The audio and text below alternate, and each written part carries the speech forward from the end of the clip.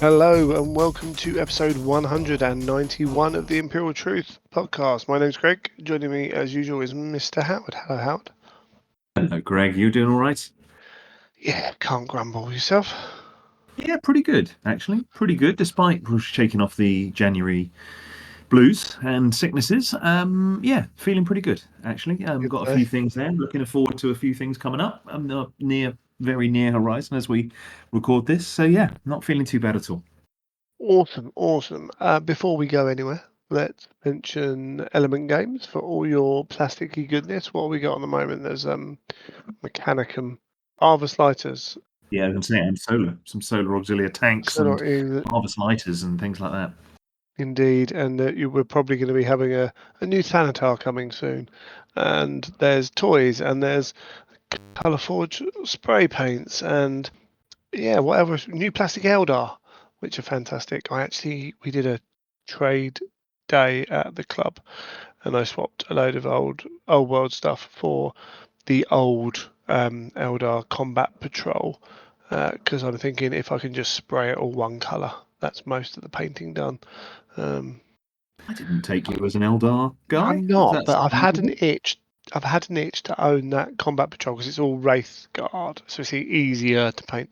I've had an itch to own that, and I actually bought one last Christmas time when they released, and Right. then I sold it on. But because it was I've got enough for a Combat Patrol of, or equivalent of Slaves to Darkness for Age of Sigmar, which someone wanted for Old World. I was like, okay, I'll do a swap with that box for that box worth. That's fine. That's cool. Don't mind. So I need to get some Colourforge sprays. I'm basically going to I'm going to find the spray paint I like the best colour of. So I need to get onto Element and have a little look through, see what they got. But yes, Element Games, brilliant service and all the toys you could want, basically. Yeah, of which there are many. They are coming thick and fast at the moment. So yeah, always quite nice Many, to have that option out there. And absolutely. in Element News, they were reaching out and trying to recruit for. I think they were putting feelers out London, to recruit for a London store, which surprised yes. me, given that they've been fairly resolutely northern based. So excited Or to have see they? them Or have they nearby. been North Midlands as well? I suppose, didn't they? Have they got a Birmingham store? They've got a Birmingham and they've got a Nottingham. Nottingham's not in the north, is it? I That's mean, it true. is, but they will say they're Yeah. North Midlands. I'm but almost as southern as you can get in base from Oh, no, you're the in north, origin. mate. I have to cross the big river to get to your house. Yeah, true. Yeah, I am So you- now, but originally, oh, yeah, well, fair. Yeah. Originally, I'm, right. I'm basically French. Yeah. Um, So so yeah, yeah, no, yeah, basically, and even Birmingham is with pretty grim with north for me. with with the new Blackwall Tunnel, I'm going to have to pay if I go anywhere this side and cross the river. I have to pay, so I'm considering that going north. Fairly So reasonable. Yeah, yeah, um, yeah, but yeah, Element Games. hopefully we'll see an element flag flying somewhere I in ru- foggy London town. Yeah, I rather suspect it'll be a shop rather than much gaming, but who knows? I don't really know anything about it. So Even a shop's a good thing to have. More hobby shops, the better. absolutely. And on the other side of things, they've got all their artist opus stuff as well. So if you're at Oh, any shows coming up, I think uh, Byron is running little sessions at Adepticon. And he sits at the booth anyway, and other people do, and show you how to use some of the artist opus stuff. Made an agreement with Byron a year and a bit ago to come on the show, but I haven't actually had a chance to play around with the stuff because I'm terrible at hobby. But I do want to get Byron on actually at some point because I think the heresy community is maybe less aware of that kind of that that painting thing. Probably not, but it's certainly talked about less. But maybe Byron's got some cool information with the way he paints his models and stuff. Who knows? But yeah, Element Games, absolutely wonderful stuff. You been up to much hobby? You've just been ill. no, there has been some. I've been. well, I mean, we'll get into it in a bit more detail, but Beachhead is raising its head around the corner, Indeed. or is on the horizon and rapidly coming along, as I knew it would, past the Christmas and New Year. So I have been looking at lists, which we'll be discussing later, and I have been trying to build the various things that I Oh, might need depending on what list I tried to go for. And that initially started out as a very modest thing and actually ended up being lots of niggly little things, as well as generally trying to organize my hobby stuff and get it from one room into another to accommodate a new child on the way. So there's been a bit of that. There has also been building a couple of these new solar things that came out for the full size Heresy. So having a go at building the Arvis Lighter, that took up quite a bit of time because that is, as with all these new plastic kits, they're quite involved. They're fun, but they're certainly not necessarily straightforward. They take their time to do. So that took up quite a chunk of time, and I really wanted to get that built and assembled for when that went up on pre-order, so that people could see that in the reel, if you like. And I haven't yet even been able to open the box of the two solar tanks, which is a real shame because I think they look super cool and was always quite envious of those in resin. So it'd be sure. quite cool to see what they look like. But the Arvis is a hell of a kit. That was been the predominant part, and I'm going to redouble my efforts now, pretty much from tomorrow morning. Now that a load of social things are behind me, to try and get a bunch of knights and weapon options and a direwolf built Right. for to have as options before I do a gaming weekend or gaming weekday, perhaps at most this coming weekend with friend Grant, who's nearby. What about yourself? Anything up to much? No, like this whole week, like there's Straight up, just been no. something on. No, just I haven't even been in my hobby room for a week. Through various things, through child, through just requirements, to be around doing stuff. And Emma and I had our birthdays, and it's like all of a sudden you lose an evening and another day because of that, because people want to see you. And I'm like, Emma's family, fine, cool. My family, oh, just go home. I've had enough now. I see you all the time. Why are you here for my birthday? Please go away and let me hobby. um, that might just be me. I might just be grumpy, but so yeah, no, not a lot done. Have been catching up on some traitors because we never watched it the first time around. So we are, yeah, no spoilers. We're working our way through season 2. It's all very dramatic, but also listing a load of stuff on eBay. Kind of having to rearrange this room, which means selling lots of stuff. Also still need to buy my flight for America, so selling Oh, lots of right. stuff.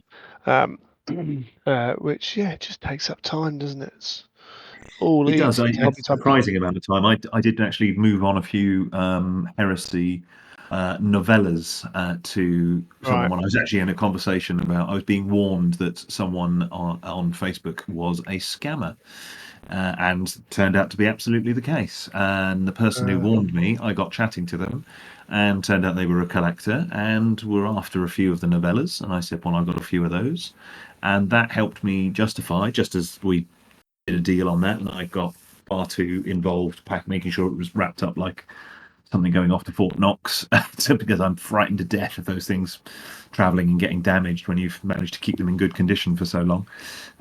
It just feels like the respectful thing to do is to get it, yeah. put a bit of time and effort in to get it packed up properly. And needed to get that off, so and that helped me justify as almost as soon as that landed in the PayPal account, went straight back out again buying some painted toys when someone was selling some stuff. The opportunity presented itself, and I was like, "Oh, I Yeah. can't really resist that now. There's something burning the hole for all of 5 minutes in the PayPal account." So yeah, that was a sort of hobby by proxy as well, picking up a few extra bits there that were painted. For sure. Oh no, definitely. I had a parcel turn up the other day actually, which ended up being a delayed gift that should have been sent in the summer. Good old James, but ended up being a birthday gift. It was only a very small couple of items. It was lovely to get, but me thinking, I haven't ordered anything on eBay recently, have I? Have I? What have I ordered on eBay recently? But turns out I've been a good boy and I haven't ordered anything on eBay recently. But there's that parcel turning up. It's rarely anything but an eBay or an Amazon parcel, or equivalent. But I did get a couple of bits for birthday, just not a lot, just a few bits for my Age of Sigmar army. It's like more stuff. I've been really good at night not buying stuff because I'm not painting. I've still got this Black or Blood Bowl team on my desk. Just haven't got I need to get them done. Mm. I just need to get quicker at everything. I'm just a bit slow. I think that's the problem. But there we go. What can you do, eh? I'm taking very little to Adepticon. The plan is not even to have a hold bag. Just take a carry on, save £100 or whatever it is for having a hold bag.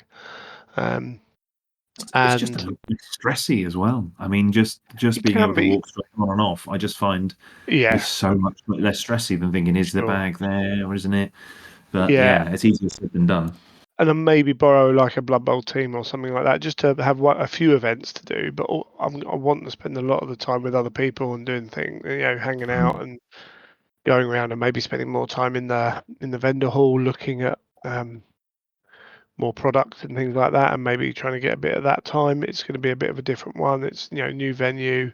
Um, Hopefully there's some other stuff there to keep us entertained as well. So I have tried to put myself on the waiting list for a couple of things that just don't really need all the stuff supplied, and I know that I could probably borrow an Age of Sigmar army easy enough, and maybe a kill team or something like that if I really wanted to, and get on a wait list is something I need to do. I've been pretty lax with that, but very much Depticon's a kind of looky see kind of thing. I might end up helping it run some heresy stuff with Zach.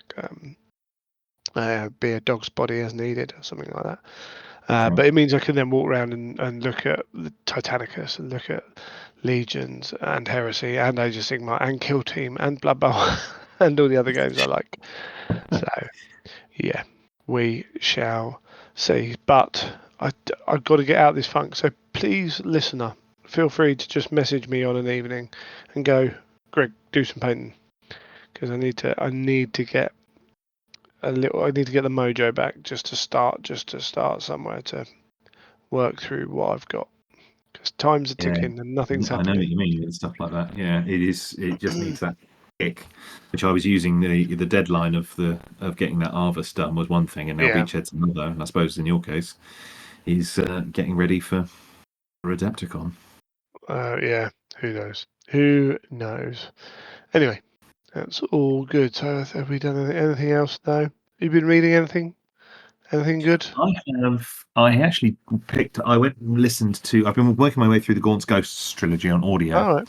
and I Trilogy. got as trilogy series, and I got as far as Salvation's Reach, finished Salvation's Reach, and it was recommended that I go and listen to Matthew Farrer's two sort of Right. duology that he did that sort of fill in that gap to deal with Urdesh, the taking of the Forge World of Urdesh with the Saint and the Martyr, and what was it, Saint and the Serpent and the Martyr and the Magister, I think it is.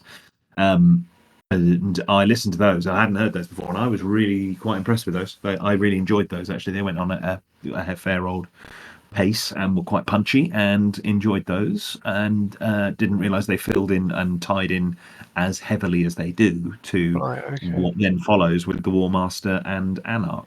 And I'm just coming to the closing moments of Anarch now, and reminding myself how good that is. Mm. And then I'm going to be at a complete loss after that about what to move on with. So yeah, that's been filling in my travel to and from work, is listening to those, and trying to keep up with various YouTube videos and conversations Mhm. and things. I've not really been following much in the world of podcasts. I've been other than through the medium of YouTube. What about you? Have you been listening to much or reading much? No. I got. I didn't realise there's. As we said last month, I haven't read. Like there was that short for the heresy which I never got around to reading, and there's a couple little things that I need to be on the read list. Mm. But actually sitting down reading at the moment is time that I would love to be able to have. Um, but I'm waiting. Basically, I'm waiting for 11th of February when the next Dungeon Crawler Carl Oh yes, book yes. comes out on Audible. I've been catching up with loads of podcasts and things like that, but there's nothing specifically book wise. I'm almost in that rut now of like, oh, Dungeon Crawler Carl's coming. I won't start anything till then. I do need reading's the other thing I need to get back into. Work's changing a little bit, so I'm thinking my lunch breaks might become a little bit more of a space to read if I can stay awake on if they don't just become chances to catch up on sleep stolen by a baby. So I do need to kind of get my Kindle out and charged and ready to rock and roll on those. I think need to be reading. Need to get back in the habit of reading again. It's something that I easily fall out of. But listening to audiobooks, I can do that. But the actual reading is something I want to keep going a bit more than I have. It's almost as if you need some sort of continuation of some sort of heresy series or something to pick you up on.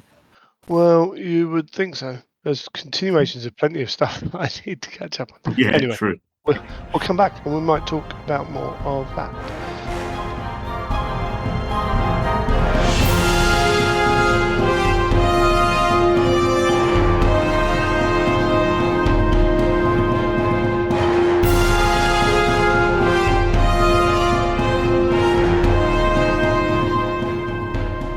Okie dokie, a bit of a time warp, but we're jumping into the news a little bit later than the rest of the show, which has allowed us to squeeze one or two more things in.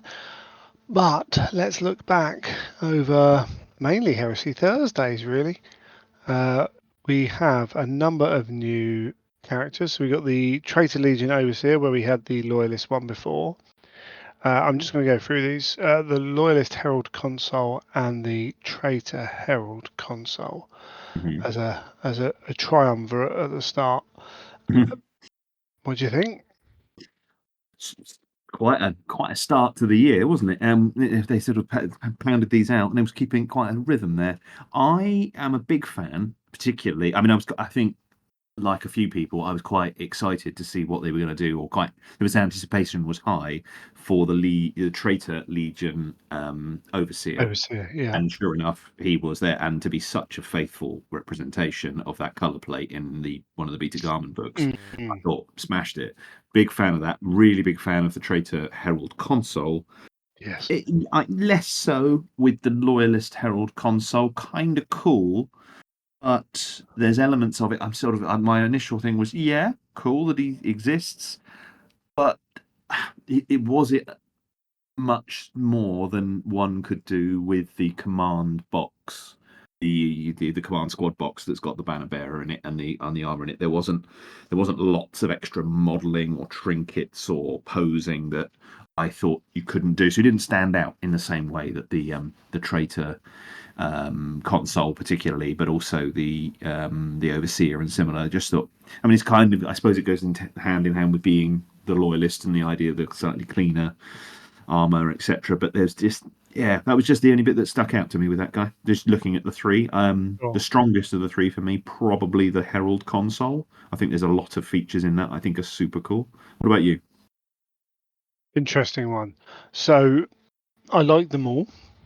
I think I agree with you, apart from the leg and sort of the fist, but the fist isn't.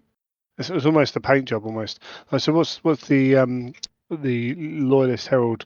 It's the sash and the leg are the only two things which you'd think you'd struggle to do.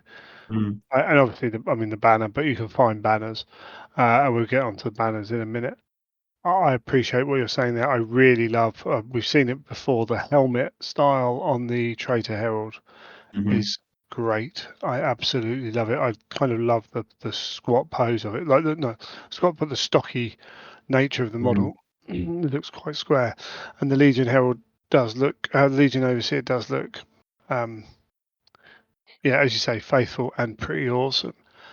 There are some people who are saying that Legion Herald, when you start to look at 40k models, that you could potentially sort of make that model with those. I don't know how you feel about that. With the traitor one, The the traitor traitor overseer. Legion Overseer, that if you jumped into 40k Chaos Space Marines, grabbed a load of bits, that you could essentially make that model not too far off. Mm. And in some ways, the way you described the Imperial Fist guy, or the Loyalist Herald, in a similar way, that if you had access to the right bits box, which maybe more veteran players do, which there are more in Heresy, then you could create something akin to that out of the boxes you have. Quite a few of the sort of console-like characters sort of have that. You can apply that thinking to. Some deviate quite a bit, so that you've got unique, perhaps unique helmets. And I'm thinking of things like the well, I mean, actually, you can do most of it, can't you? One or another. But the Master of Signals and stuff like that, they've got some Sure. fairly distinctive pieces. These guys don't have it so much. Yeah, I kind of see that, but I feel like it's quite a bit more work to Mm, get to these guys. You're either having to raid across multiple kits to try and replicate this. Of course, you can always do your own version of it, but I feel like there's quite a bit of work, particularly strangely when I see things like chainmail, and some of them, the yes. way the paneling is working on this guy in particular, the way the sort of the splits in the armor panels of the legs, for example. There's chain work. There's the particular angled stud look on the Mark II armor shoulder pad thing. The helmet alone. Yeah, you could start raiding across, and I think you've said before, if you were raiding into your Slaves of Darkness sets of Age of Sigmar, or Mm. if you were, like you say, raiding across some of the Chaos Marine things. But you're starting to get into quite a few there. My criticism is perhaps a strong word, but my sort of thought, it's with the Loyalist one. There's a Horus Heresy kit that specifically makes a banner bearer that gets very close to that, and it's because it's so relatively easy. Granted, entirely, that is a very cool bionic leg. The way it integrates with the Mark III It armor is, is very yeah. cool, but that's quite niche as a requirement, as a thing that's a departure, and it's only one part of that model. So yeah, you can. I mean, you can make your own version of most of these one way or another, but I feel like there'd be quite a lot of work. And this Yeah, has a I very mean, particular character. I'm speaking so specifically about the Overseer. I think there's maybe a feel, because if you look at the Traitor Herald console, Mm. if you took the chainmail away, you've got like kind of almost stock panelled armor. Mm.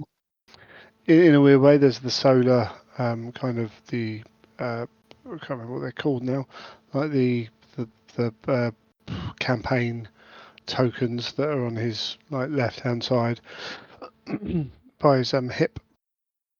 But This is you could the console. Yeah. the traitor the traitor herald, yeah. Yeah. Uh, yeah, so I think I wonder if part of it, because I sort of see where they're saying. I also think it's maybe a little bit, like if you were to sit and think about it, actually, how easy is it to do that? But Mm. I wonder.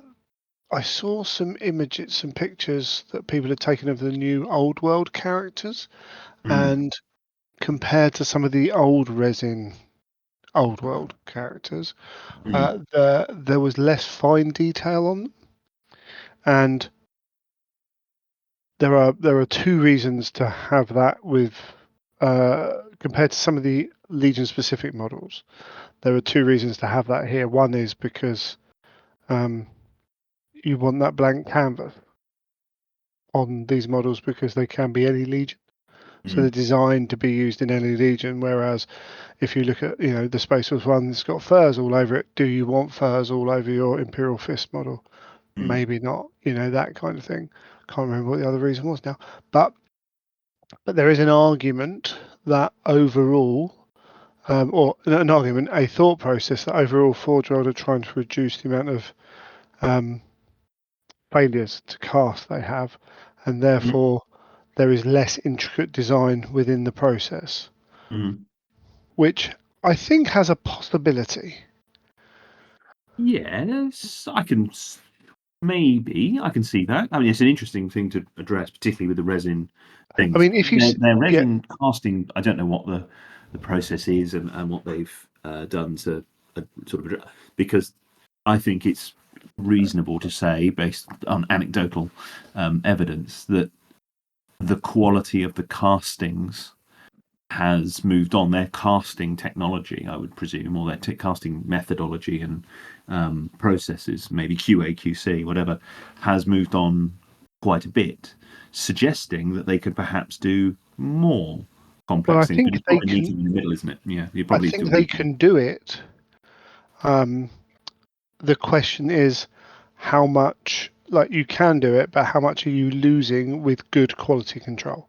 Because they Yeah. haven't always had good quality control, depending on, there were certain signatures that would put on orders sent out, and I literally showed one to a guy who works for Forge World back in the day, who said, "Oh yeah, I thought it might have that signature on it." Um, so, and I don't know who that person was, but Mm, whatever. But if you think about quantity of stuff, if heresy is going gangbusters, like they say, mm, like we're hearing, and all the plastic releases are sort of proving, they can't spend. It's not even the resin; it's the time taken to then, a wasted cast and mm, all that. So to mm. make that process, uh, you know, more what's the word I'm looking for? Not sustainable, but to reduce Reliable. wastage, Yeah, yeah, yeah. reliable, to make a simpler um, Mm. cast. Not every. I'm not saying every part of every model is really simple now. I mean, they're still stunning models. The faces are as good, if not better, than they've ever been. All three helmetless heads All three, and are all three, I think amazing. that's worth a mention because all three are very distinctive, as in Yeah, distinctive from any other set that you get. All three, I think, have got a lot going for them yeah, there, and that's continuing a trend where they seem to be using these resin characters as an opportunity to explore some very characterful alternative heads that you can't get. Whereas I think you could look at kits in times gone by where you'd have quite a lot of generic Space Marine head, and they were kind of similar. Maybe one's got a beard, but the clean cut ones particularly had a tendency. These are very distinctive, either with scarring or the hair, the facial maybe. features. Loads of stuff going on with these. I wonder if that's a purposeful thing. Like, Mm. particularly when you look at that loyalist, you know, it's not plain's not quite the right word, but it's quite a simple model in Yes. terms of you're looking at those plates and things like that. But the head is one place where that real detail can be put in, Yeah. and has. So maybe that's a conscious effort on sculpt part. Uh, Moving on slightly, what do you think of the two banners? I've always been more of a fan. I've always been more of a fan of the Traitor, that style, that Sons of Horror style banner. I think that sort of suits quite well the idea of what these are. It's interesting that the direction they've taken is to have these almost icon like Yeah, banners for the heralds, whereas I would always, perhaps I think quite wrongly, sort of assumed, well, a herald needs a bigger banner than a company banner because he's a more important banner bearer. He's perhaps got a legion standard, or yeah. he's got a company or a chapter standard rather, whereas the command squad has probably only got a company banner, and clearly a bigger banner means it's a more important banner. That doesn't track, obviously, but equally, particularly the loyalist one, which appears to have sort of quite a small cloth on it. But then on the other hand, it depends what meaning you put in these things. I mean, if you go to the sort of Napoleonic thing, I remember watching episodes of Sharp where losing the golden eagle was a big deal. Losing the colours Yeah, is too, but there was something about those totems, those icons, they are quite a big deal in and of themselves. and I wonder Personally, I if think I'd have preferred a bigger banner. In yeah, short. I wonder if that was part of it. So they're called Legion standards here. Mm. I wonder if there is a difference between, like, if you got your company banner, whatever it's called, on your retinue for your praetor, say, well, is that banner more important than this banner? Mm. If it's attached to your praetor, potentially. I, Mm. I think maybe as much as anything, it's a stylistic difference to make it look different. Mm. 40k. I'm a little bit surprised in that 40k big banners has been a thing and Mm. hasn't come back. But then also they're casting these in resin, bigger Mm. banner, harder to make. So I suspect that was part of a decision on design. Like it must Yes, be that's easier to true. do this shape rather than a big banner Banners that's as going to be well, because held by a small bit. Yeah, cloth seems to suffer a bit in resin. Cloth and things, they seem to maybe always be quite chunky. They can do yes, fine detail, but usually as like a horn or something sort of yeah. whipping. I mean, even you look at the Well, whip and stuff. you'd have quite a large, thin resin area, Yeah. which would be liable to fail or not liable, more likely to fail in Yes. casting, but also more likely to take damage Yes. on the It's tabletop. thin So because that it's. could be a thought process. Yeah, I think that might be a thing. Actually, I think you've got a greater. I'm guessing you have a greater reliability to do large, thin sheets in Mm, plastic versus being able to do that in resin, where the yeah, thinning would be a real problem in the resin. So maybe that's a factor in the design of these things. sure. So almost everyone I've seen talk has said, yeah, I'm going to cut that off, put a big old banner on there. Mm. The second thing I've seen or heard actually, the Merchant Princes talking about the traitor guy and being like, he's just two Sons of Horus Mm. with his big Chthonian axe and his Sons of Horus banner. And I'm like, Mm. well, the axe is an axe, in my opinion. If it wasn't an axe, that would make it look slightly less Sons of Horus. Um, the banner thing But is it seems to. interesting because I actually asked a Mm. question and I was like, is this because you think Sons of Horus banner to attach to the Sons of Horus Legion, or do people not remember, recall, or just identify that the the Eye of Horus was the traitor symbol? Mm. Because he has the eye, and the other guy has the Aquila. I mean, With it. yes, I agree with that. I mean, I think that's true. That the. I mean, it's undeniable that the. I mean, I'm thinking here of like Titanicus kits. Obviously, you've got Mm, the Eye of Horus. Is your alternative to the Aquila or other the more Titanicus based Legio Titanicus symbols on there. It is a widely used symbol of the traitors. You're right. However, it is also the Legion symbol of the Sons of Horus. So I kind of get it. I would have thought that was a prime candidate to have perhaps some two alternate heads. Maybe they're making it too expensive. Two alternate sort of icon tops. But then what's your other symbol? A Chaos Star? Then you'd say, well, that's they're too not. Yeah, they're that's not. leaning too much. They're not. That's not the symbol of the traitors. It's used, but I'd say that's then Yeah, two word bearers at most. I What's think. your other symbol that you use? Yeah, I think. Particularly with the Banner. traitor one, it's just the eye, Mm. and I think ultimately people are saying, yeah, it just makes you think too much of Sons of Horus, and I don't want that on my army. I want my Mm. Emperor's Children banner or what have you. And then I started to think about it, and I was like, actually, you know what? If I was to do a, I don't know, a World Eaters force that was going full on Khorne and full on Angron, actually in that army I probably would have a World Eaters banner or symbol. But if I was to do Traitor White Scars army, Mm. who were part of that initial lot who said, "Oh, Horus is rebelling. Of course we're going to join because our Primarch's going to join." Then even though they maintain their White Scars ness, they Mm. would that my force in my narrative would gladly lift up the Eye of Horus as well. Mm. I think there are some legions that are more inclined towards it, and there are also some narrative forces that are more inclined to be open to we fight under Horus's banner. Like I could see Mortarion saying, nope, you're fighting under, at least for certain parts of the heresy.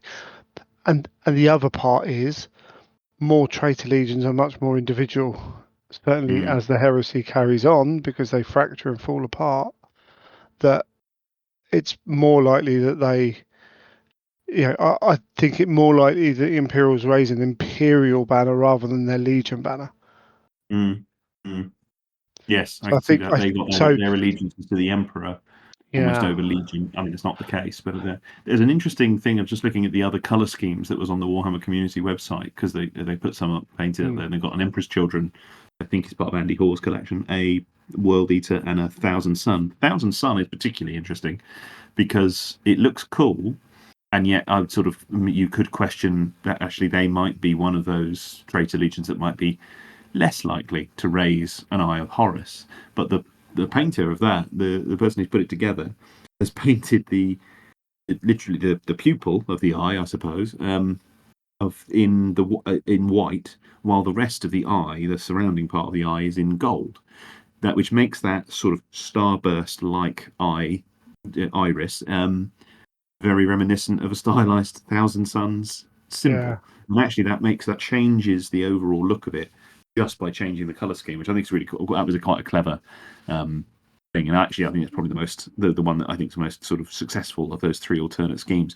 I kind of see what they mean. I kind of agree with that criticism about the axe, partly because there's been this move with the armory kits that came out for the Sons of Horus that they were trying to make. It seems that they were making a really distinctive design decision with these Chthonian axes, more so than just using the Sterin style axe, which was even that was it was distinctive but broadly generic as an axe type, a boarding type of axe. This particular type, particularly with these are quite enormous axes, and this is similar, the same in that armory kit. I would say is quite a distinctive design of an axe that aligns it to them. I think a more plain Jane or a different design of axe might have helped.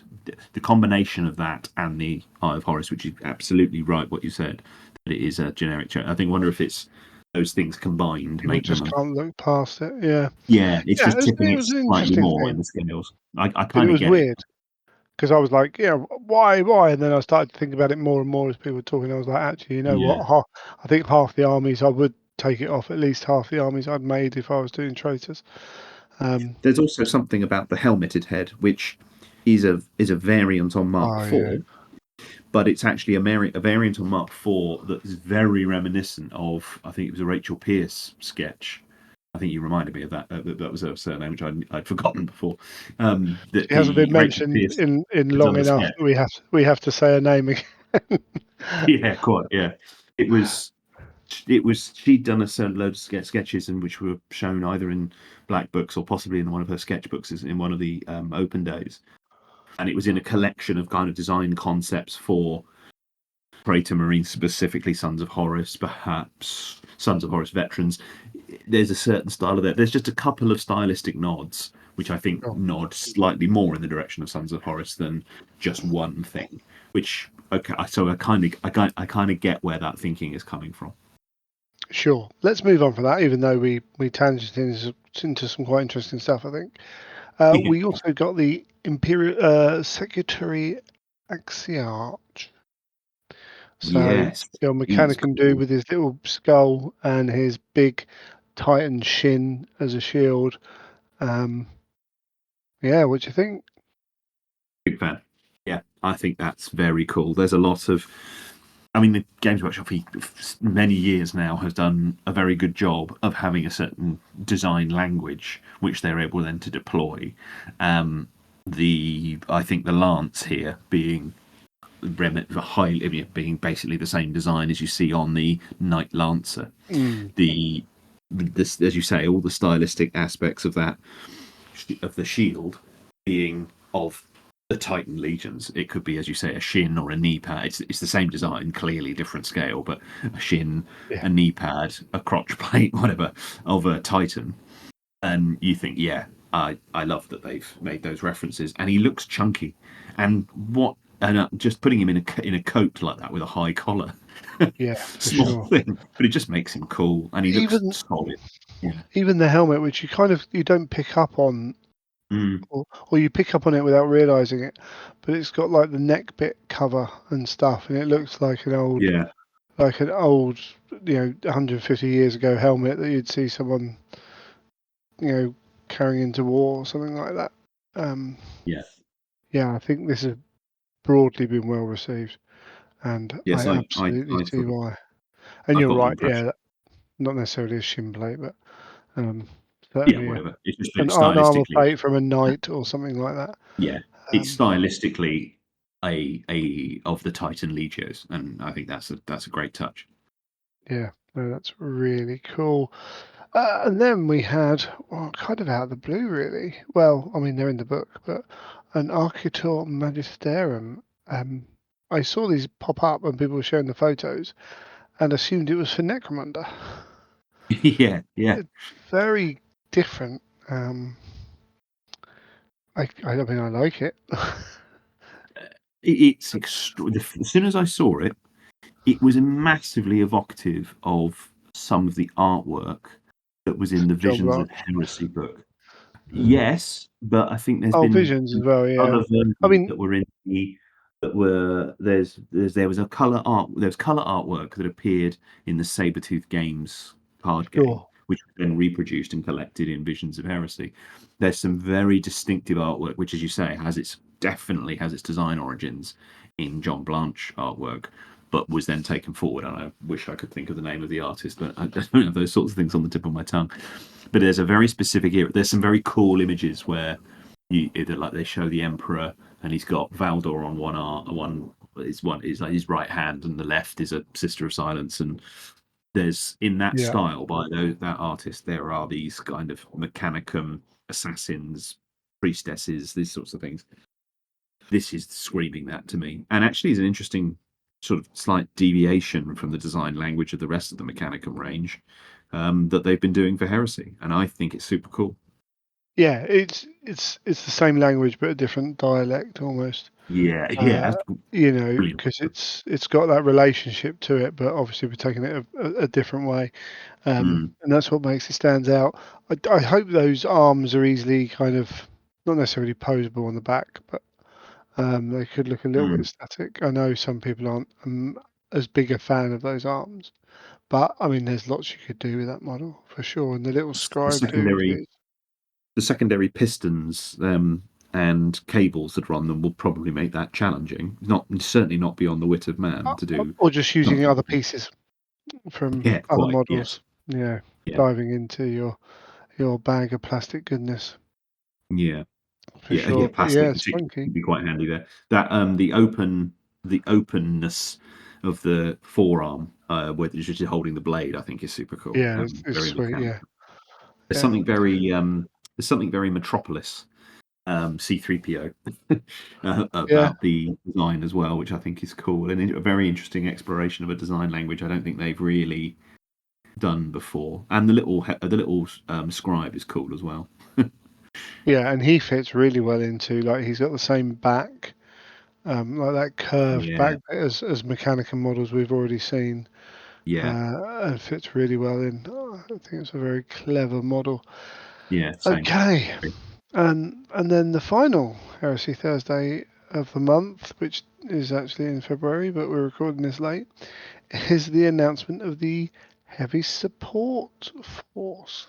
So we Yeah, did get shown the new Thanatar, the new old Thanatar from LVO, and we've got the variation the Krios, which can, sorry, the Krios can have the three variations on it, and the Karaknoth as well. Um, I mean, of the cross. again, well, we talked about this before, didn't we?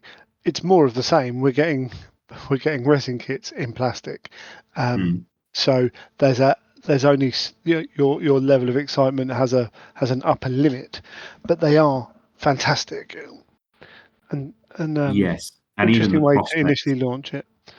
the prospect of working with them kind of gets you more excited Oh, because you've got this mate. prospect of working with these.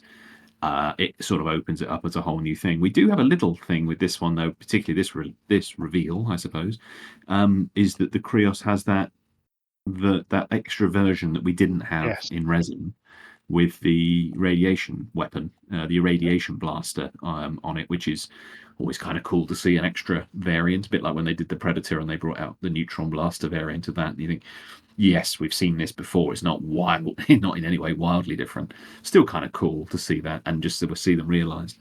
Yeah, personal fan of the Koraknos. I think that's a super cool tank that they do.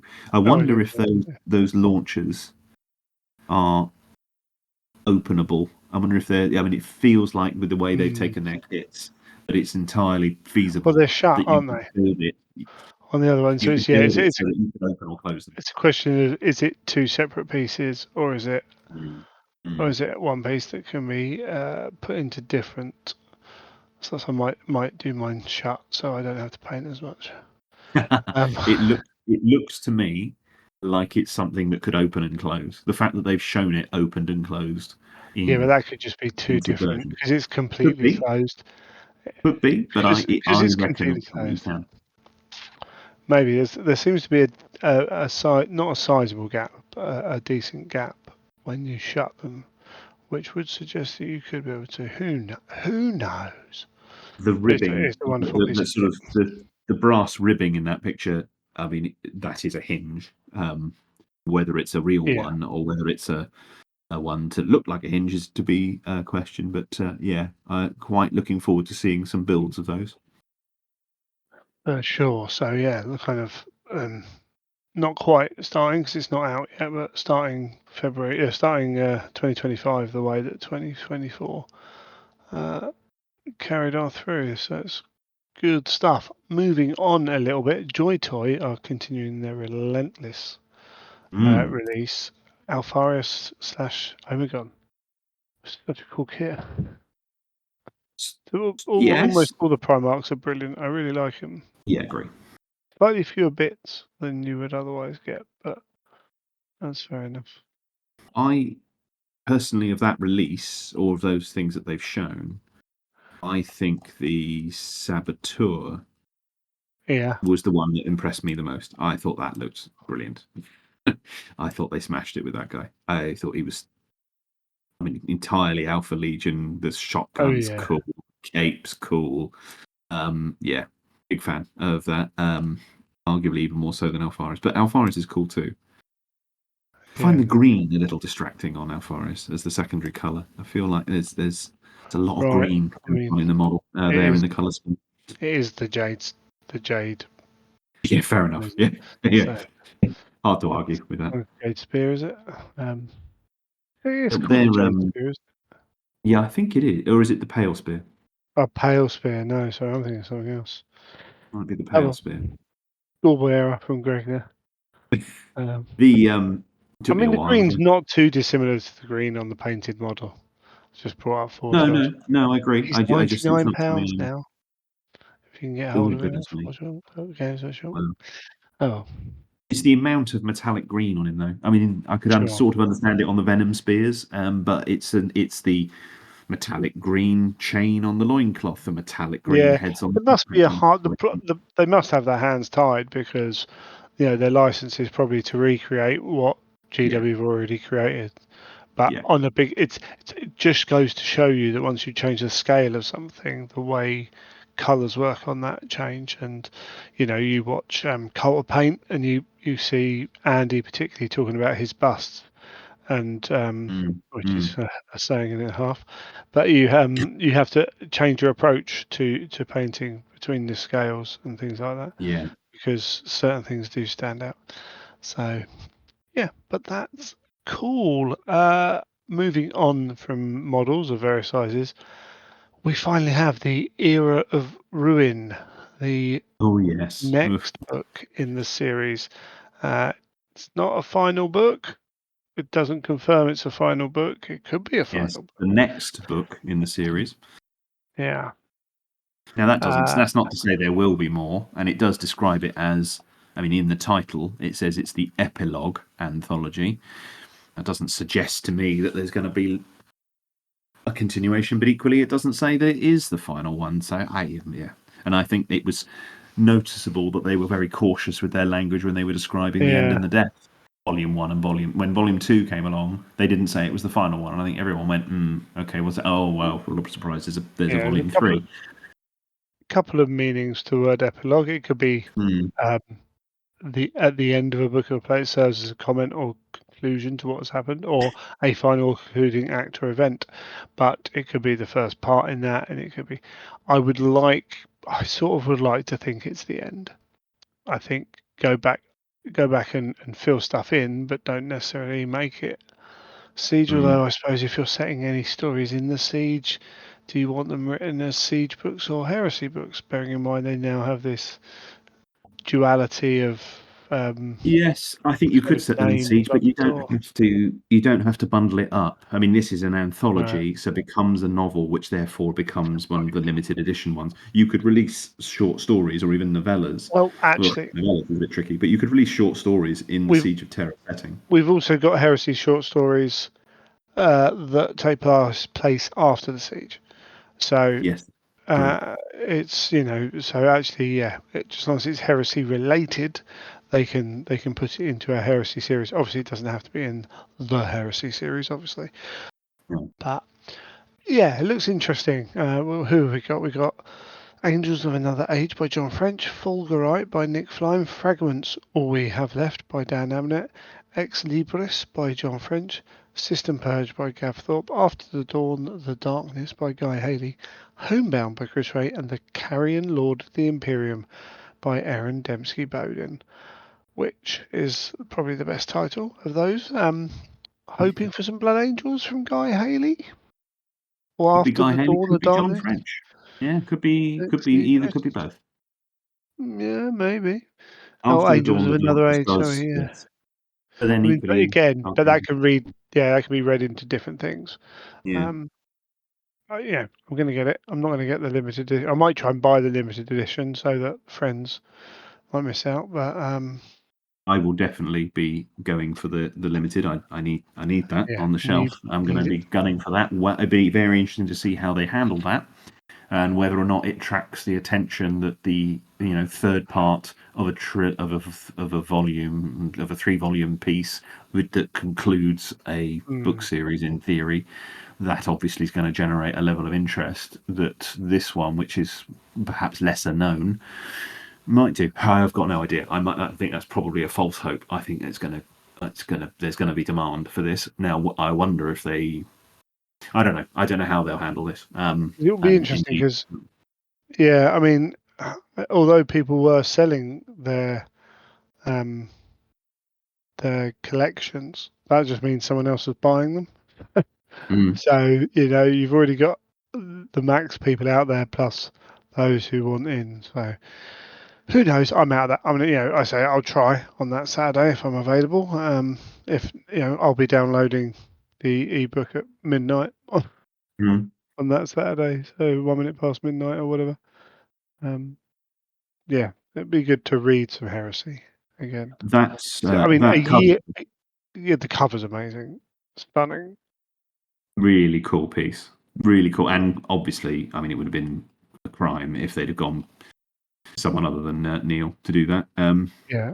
But What's really interesting is because you've had like they've had bits where they've talked to Neil about, oh, now you've done all these book covers and everything like that, as if it was the end of the siege. They've kind of had those chats with a couple of people mm, without necessarily saying it's the end, obviously. But with a year between last book and this book, with them being short stories of however long, I wonder if this was always planned or if this was a an opportunity thing that they decided to take, mm, or was the next thing were they planning to have the siege finished and the next thing be ready to go, and they realised it wasn't going to be ready to go. I mean, I've no idea.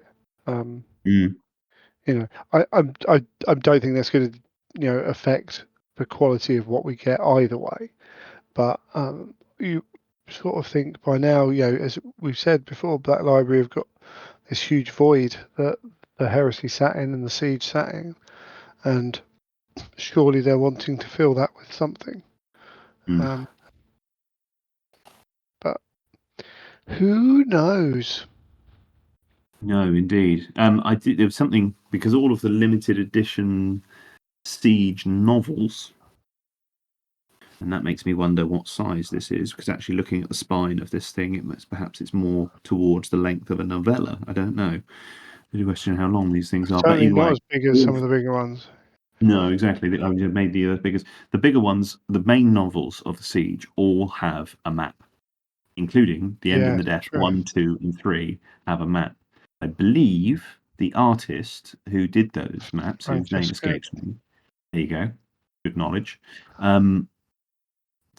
sort of confirmed, is a funny word, but implied, if not outright stated, that there were maps done for each of the books. I don't think this has one, because I think it's been put forward that they have that the maps finished with The End and the Death 3. So Right. perhaps this is more akin to, was it 3 novellas I think we got as part of the Siege Yeah, series? Fury.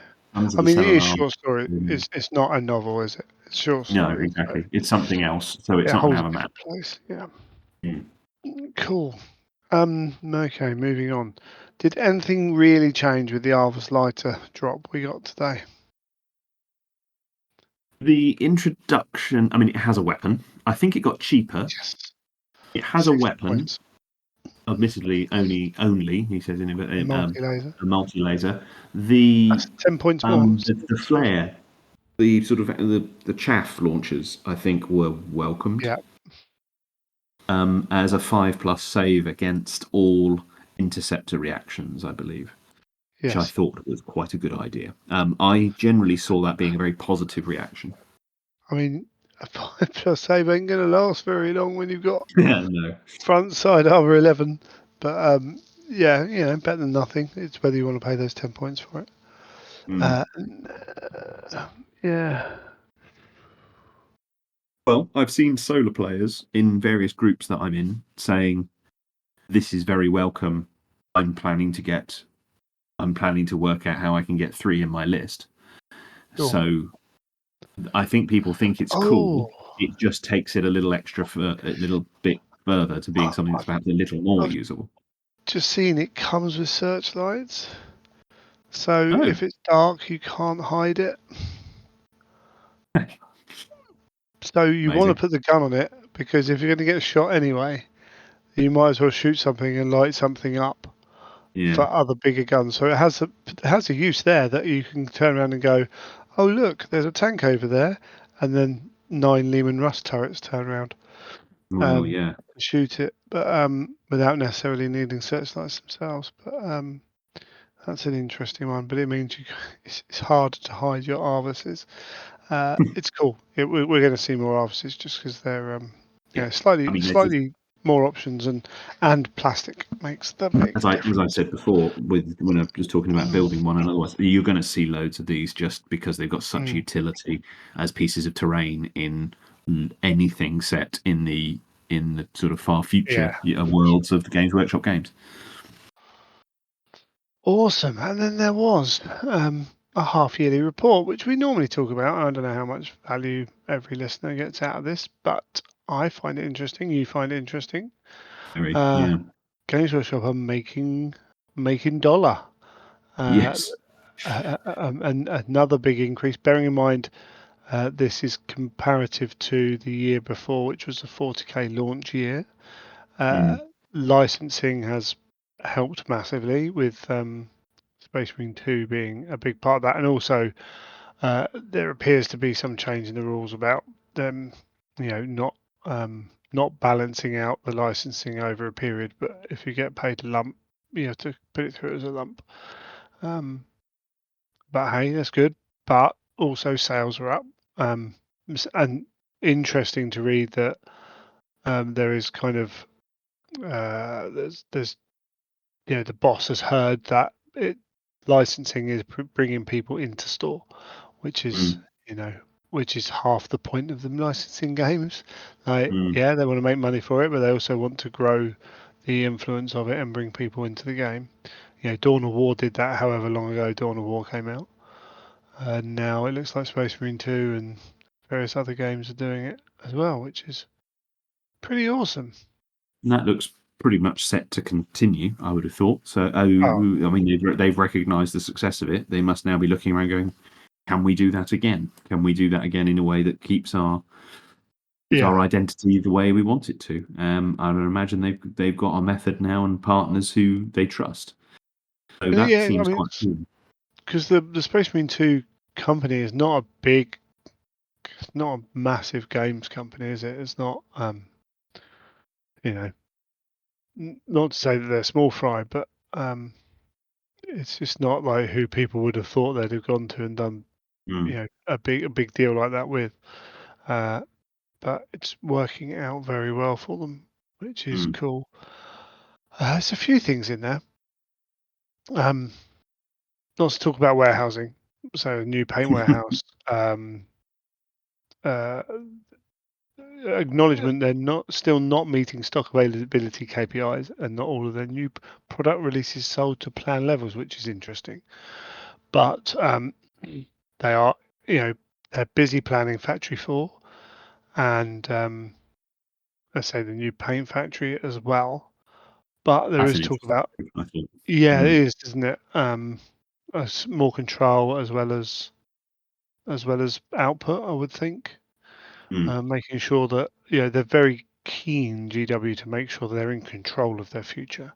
They're mm, sitting there with was it a year's worth of money sat in the bank, and as backup just in case something goes terribly wrong, uh, which is sensible for sure. But they've always been quite conservative in their approach like that. They don't borrow money. Um, mm. they try to do it that way. Really interesting to see. Here's the line: I would normally now complain or whine about IT. Well, they still have a difficult plan to implement it, but they're making some progress. So I'm going to keep quiet for a change. They're on track to hit their first milestone, which is a new warehouse in Sydney. The Talking about making more updates to the website as well. So Warhammer.com being Mm, a more usable, adding in more of the search features. There was commentary about that as well to make it as functional as the old one. So it may take time, but and for mm, whatever reasons, mm. I don't know. We talked about it last time, I think, about the launch of the website, and there might have been issues that made it launch in the way it did, but they are hoping to get it to a point where you can search for things easily. I Mm, think it's mm. probably a main complaint that people have. I do think Uh, the it touches on that point about stock levels. I do think that's something that is particularly pertinent to the heresy. oh, It, it's it does pertinent to everything, but yeah, it let's is, say but it seems Land Raiders is particularly susceptible to it, where there's a vast amount of stuff. It's just not available and hasn't been for months, and I think that's really getting under people's honestly, skin. yeah, honestly, 40k is not much different with certain stuff. I think Really. there is, oh yeah, Land Raiders for a very, very, very long time are not available. Land Mm, Raiders, like mm, even like they're still a thing, but I see all the time with like I think Tyranids for quite a while. You just couldn't get anything remotely Tyranidy. Certainly a few that does armies. seem bonkers. That seems Yeah, bonkers that you. or, or, Wow. or Okay. only certain things, and there was some stuff, but there was, there was lots of people going, look, I just want to buy the stuff, but it's been 4 months, like, and it's come back into stock once and Mm, immediately sold out. I've read the email, gone on site, and it's sold out again. mm, So I'm going somewhere else. I'm going third party, or I'm going recasters, or whatever, and mm, you understand why. And mm. GW understand why, I'm sure. They don't want to lose that money. Um, but they're still trying to play catch up on their huge expansion, Yeah. which seems to keep going. They're looking at, where was it? Was it Singapore as one of their new kind of places to be heading out? Really? Okay. They're I getting I could see that fitting. I think it was Singapore as being an area. It was certainly Asia. part that way, Mm. shall we Mm. say, just to be really British about these things. I can't remember where it is in here, but which is super cool. Like, again, they're already in a lot of these companies, a lot of these countries, Mm. um, and they to grow. Yes, they want more people in those countries, but getting other countries more into it as a whole is pretty awesome. Um, Loads of stores, yeah. Some really cool stuff in there actually.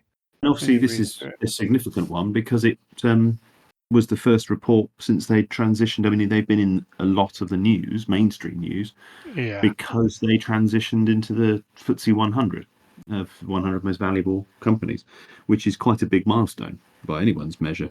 And it meant that there was a bit more talk about them. I know, I think BBC News turned up at Bad Moon here in London one morning, did it on their morning show.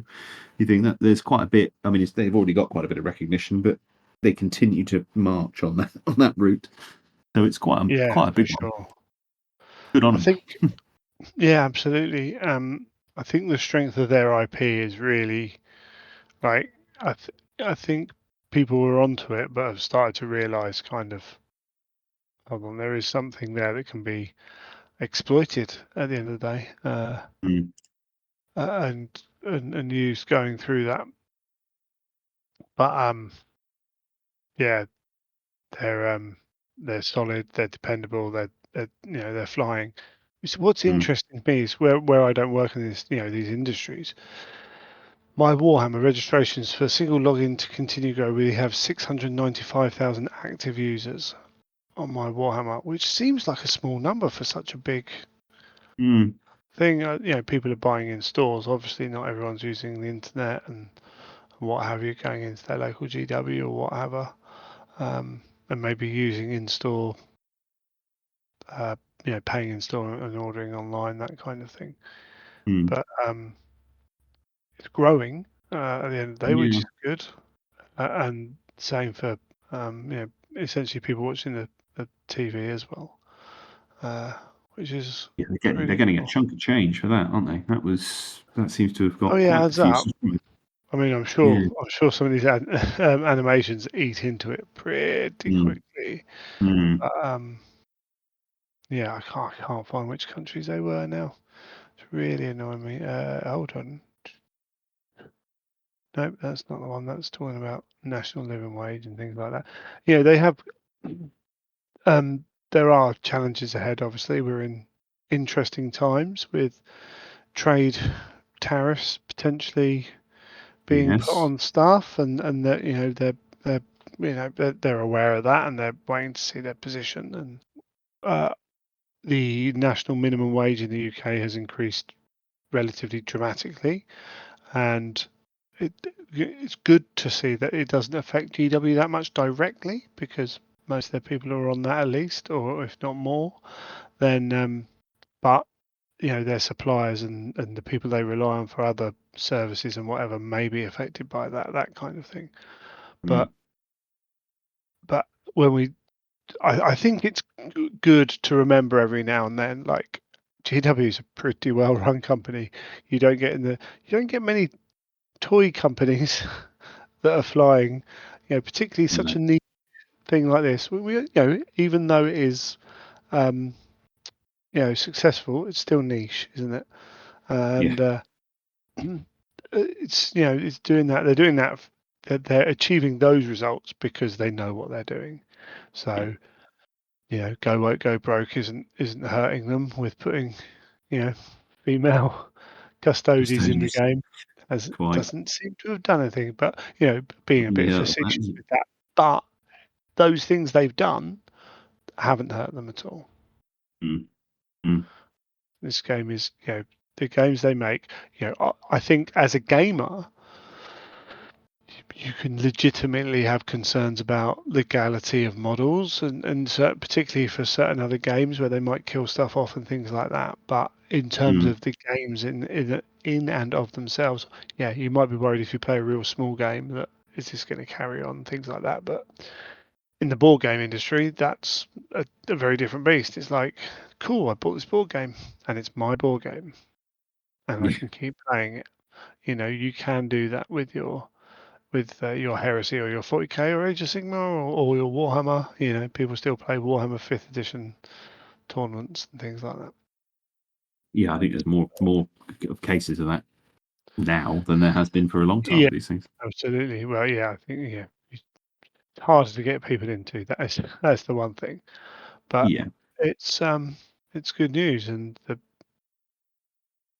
company's doing well. And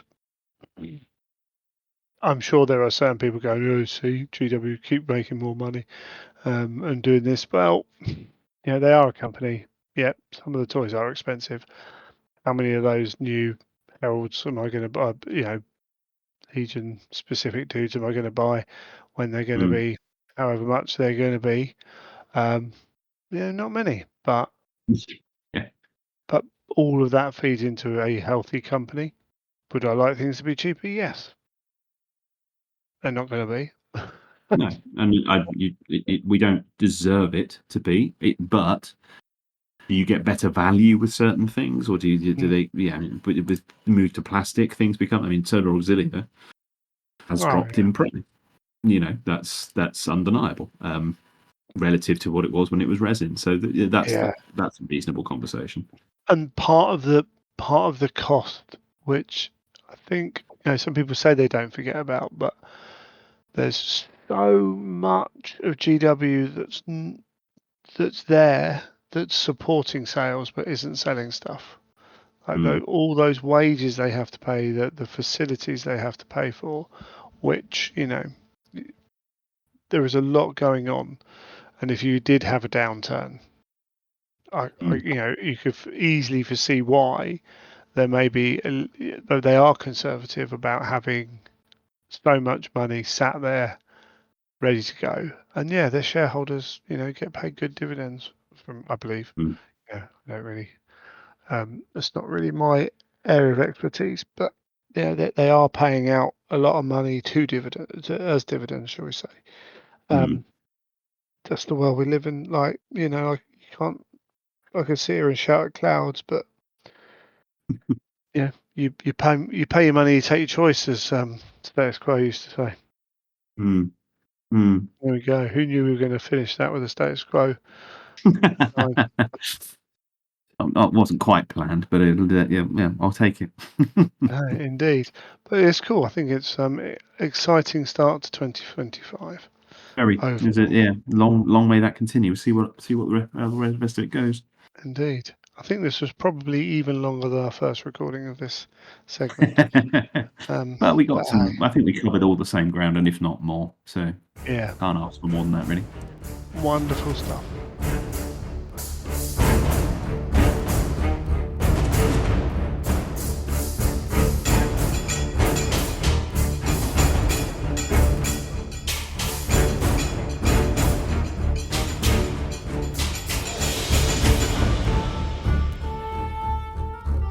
Right, well, before we jump into the next part of the show, this wasn't necessarily the direction I thought it was going to go.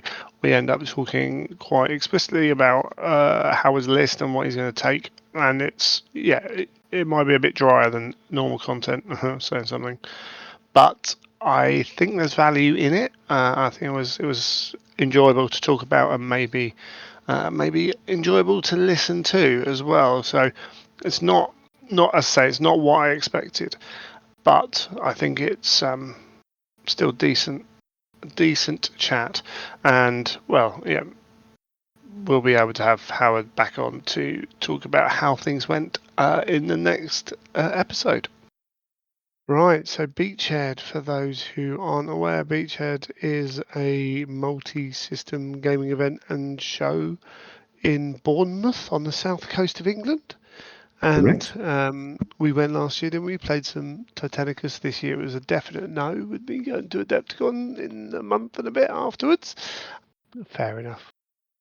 You toyed with it. You toyed with the idea. You floated the Uh, idea, and it was I made floated very the clear idea. that was not Yeah, a good idea. it was. I was going to make a World War II reference to being shot down like something. Then I thought I'll probably get it wrong, but it was shot down pretty damn quick. So yeah, no, that's absolutely fair enough. And yep, they have Heresy, they have Blood Bowl, they have Titanicus, and other games. They're growing again this year, aren't they? They are, and there's actually quite a lot of groups that are coming along. I mean, we mentioned Artist Opus at the opening of the show. They're going to be there. The Artist Opus guys, the Cult of Paint guys are coming down and doing classes there.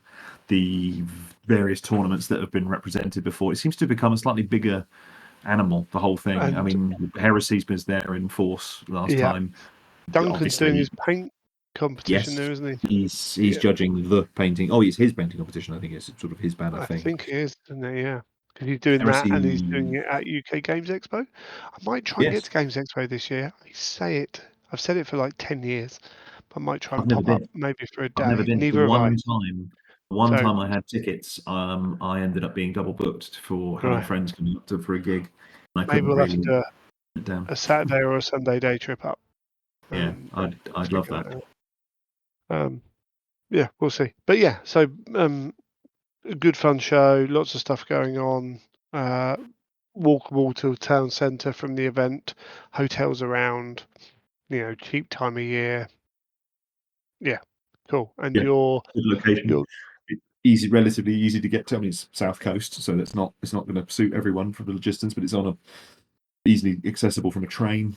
From major hubs, as you say, hotels are all over the place, and it's one of those shows that is I would. It's not. There's not that many shows around that combine being both tournaments, sort of gaming events, and also kind of retailer events as well, and yeah. demos, and It's, people exhibiting and things. And with these addition of various paint groups coming down and other hobby groups coming down, I think it sort of goes from strength to strength a bit, which is it'll be quite appealing. it'll be interesting to see how many of the old school, guys with their metal miniatures in little boxes, little like Mm, pull out fishing tackle boxes there are, and how many people are selling crystals this year with if yeah. other people are going down. But yeah, it's got a charm to it for sure. I mean, it's also got. I mean, there's a whole section of it is over to board games. There's Yeah, sections of it that are over to the more, what I would call the more obscure historics. yeah. Some of the periods you wouldn't typically see. I mean, there was some 3 mil scale, what I would call medieval, but it wasn't really period of history that you think, well, okay, there's some real effort goes into this. And as you say, there's the sort Like of there things was you tend to see beers. it. Yeah, there's some sort of things you seem to see at these sorts of conventions where you've got people, a lot of World War II reenactment chaps there as Yeah, well. But from an Age of Darkness point of view, there's the Titan Walk typically takes place and is well attended at this. There's an Age of Darkness tournament itself. The Maximal Fire guys are doing it just. I think they're doing just Titanicus. They did toy. I think we're doing both Titanicus and a Legions event, and they've done that on other events. But this one is purely Titanicus, and they're shooting for it to be a big one again. Singles event this time though, rather than the team event that we went to and reflected on last time. So it's a straight up singles. I think there's about somewhere in the mid 50s. I think is the number they're going for with this. Might be getting up into the 60s, but it starts to get limited by the venue itself and the event yeah. itself. Yeah, I think it's, and from what I understand, it sold out far quicker than I think it was expected. So yeah, and I think it was, and there's quite the wait list. So hopefully, across all the different events and different tournaments, that it'll be well attended. And it's a very good vibe there, as we've touched on before, because I mean it's a 2 day. It's over the Saturday and the Sunday. It's a 5 game event, the Titanicus one specifically.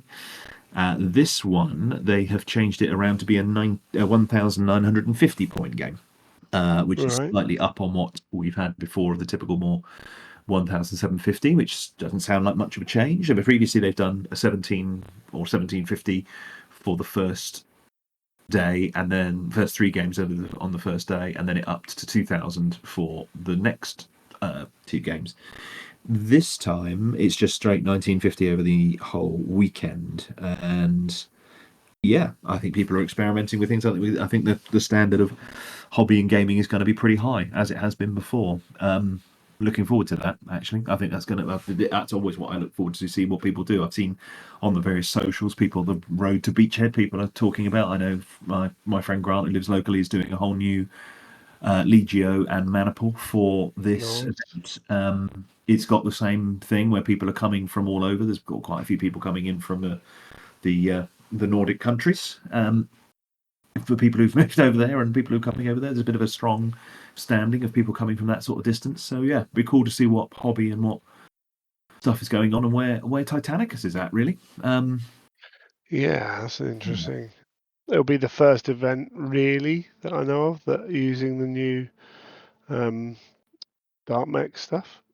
Yes, they are. That has been explicitly put forward as being viable for the event. The team went out and said that's going to be possible, even though there are some question marks that they themselves were asking over what they actually are and How they how they should fit. lock Yeah. into army creation. I think they're just treating them as knights for the purposes of this, but there are some question marks that they would like to seek clarification for.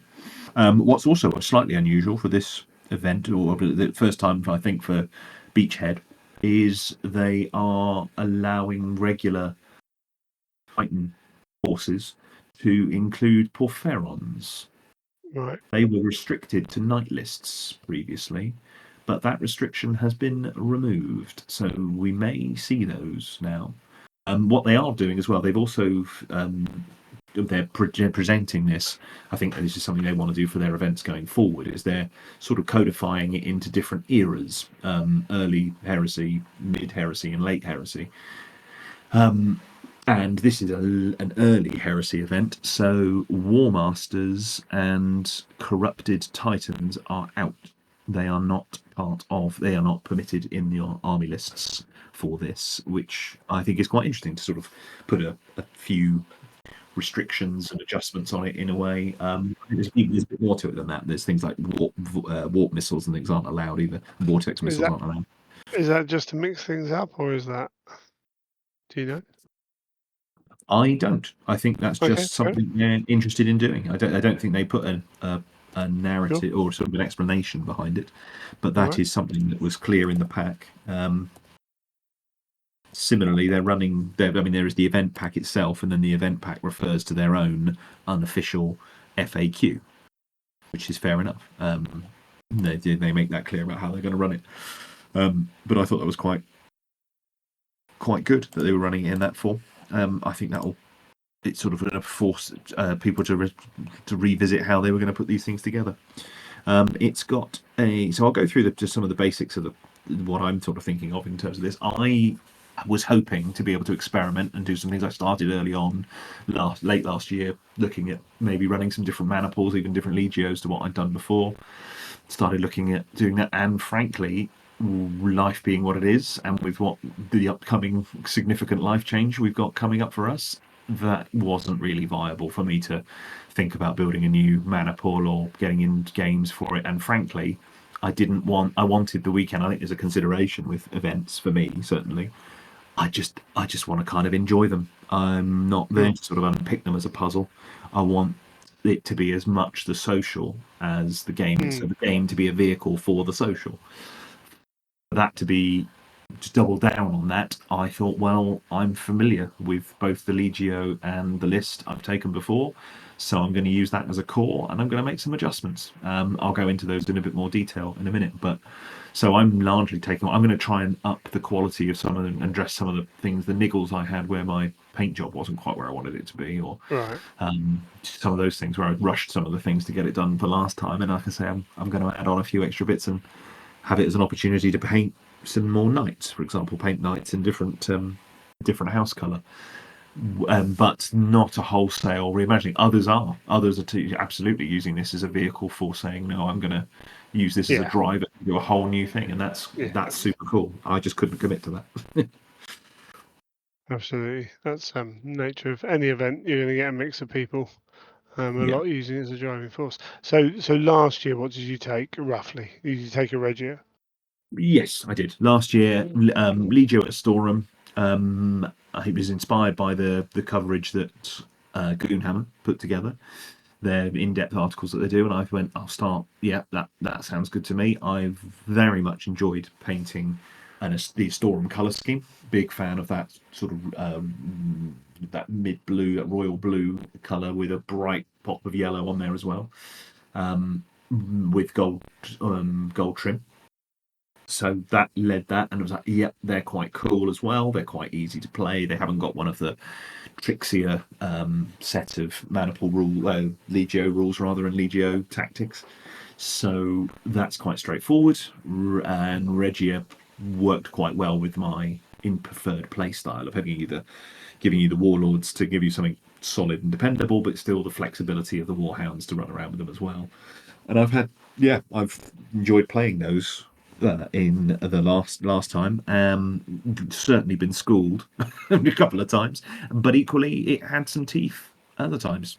Yeah, because I mean, we've covered this before. I won't go into detail, but certainly there was some of those games where people very quickly showed me how to play that game. But equally, there were some that were a real knife edge, and that's kind of the beauty of Titanicus is you get those knife edge games where you're getting the real. I mean, a game against my second game against Chris was fantastic, playing against his Furians and playing sort of cat and mouse, trying to dodge things in between the line of each other, and then things blowing up and him doing all sorts of warp shenanigans was fantastic. One of many of the games at there. So yeah, it was a Regia, but with the smaller points value, it was me running two warlords, two brawler warlords basically, two warhounds in tournament pattern of plasma blast gun and Vulcan Mega Welter, and then a third warhound, which was last year was geared more towards long range because at that time the missile pods for the warhound were pretty new, and a conversion beamer I think hadn't been around for that long. So I put both of those, because I had the points to do it, on the third warhound just to give it a little bit more long range reach, really.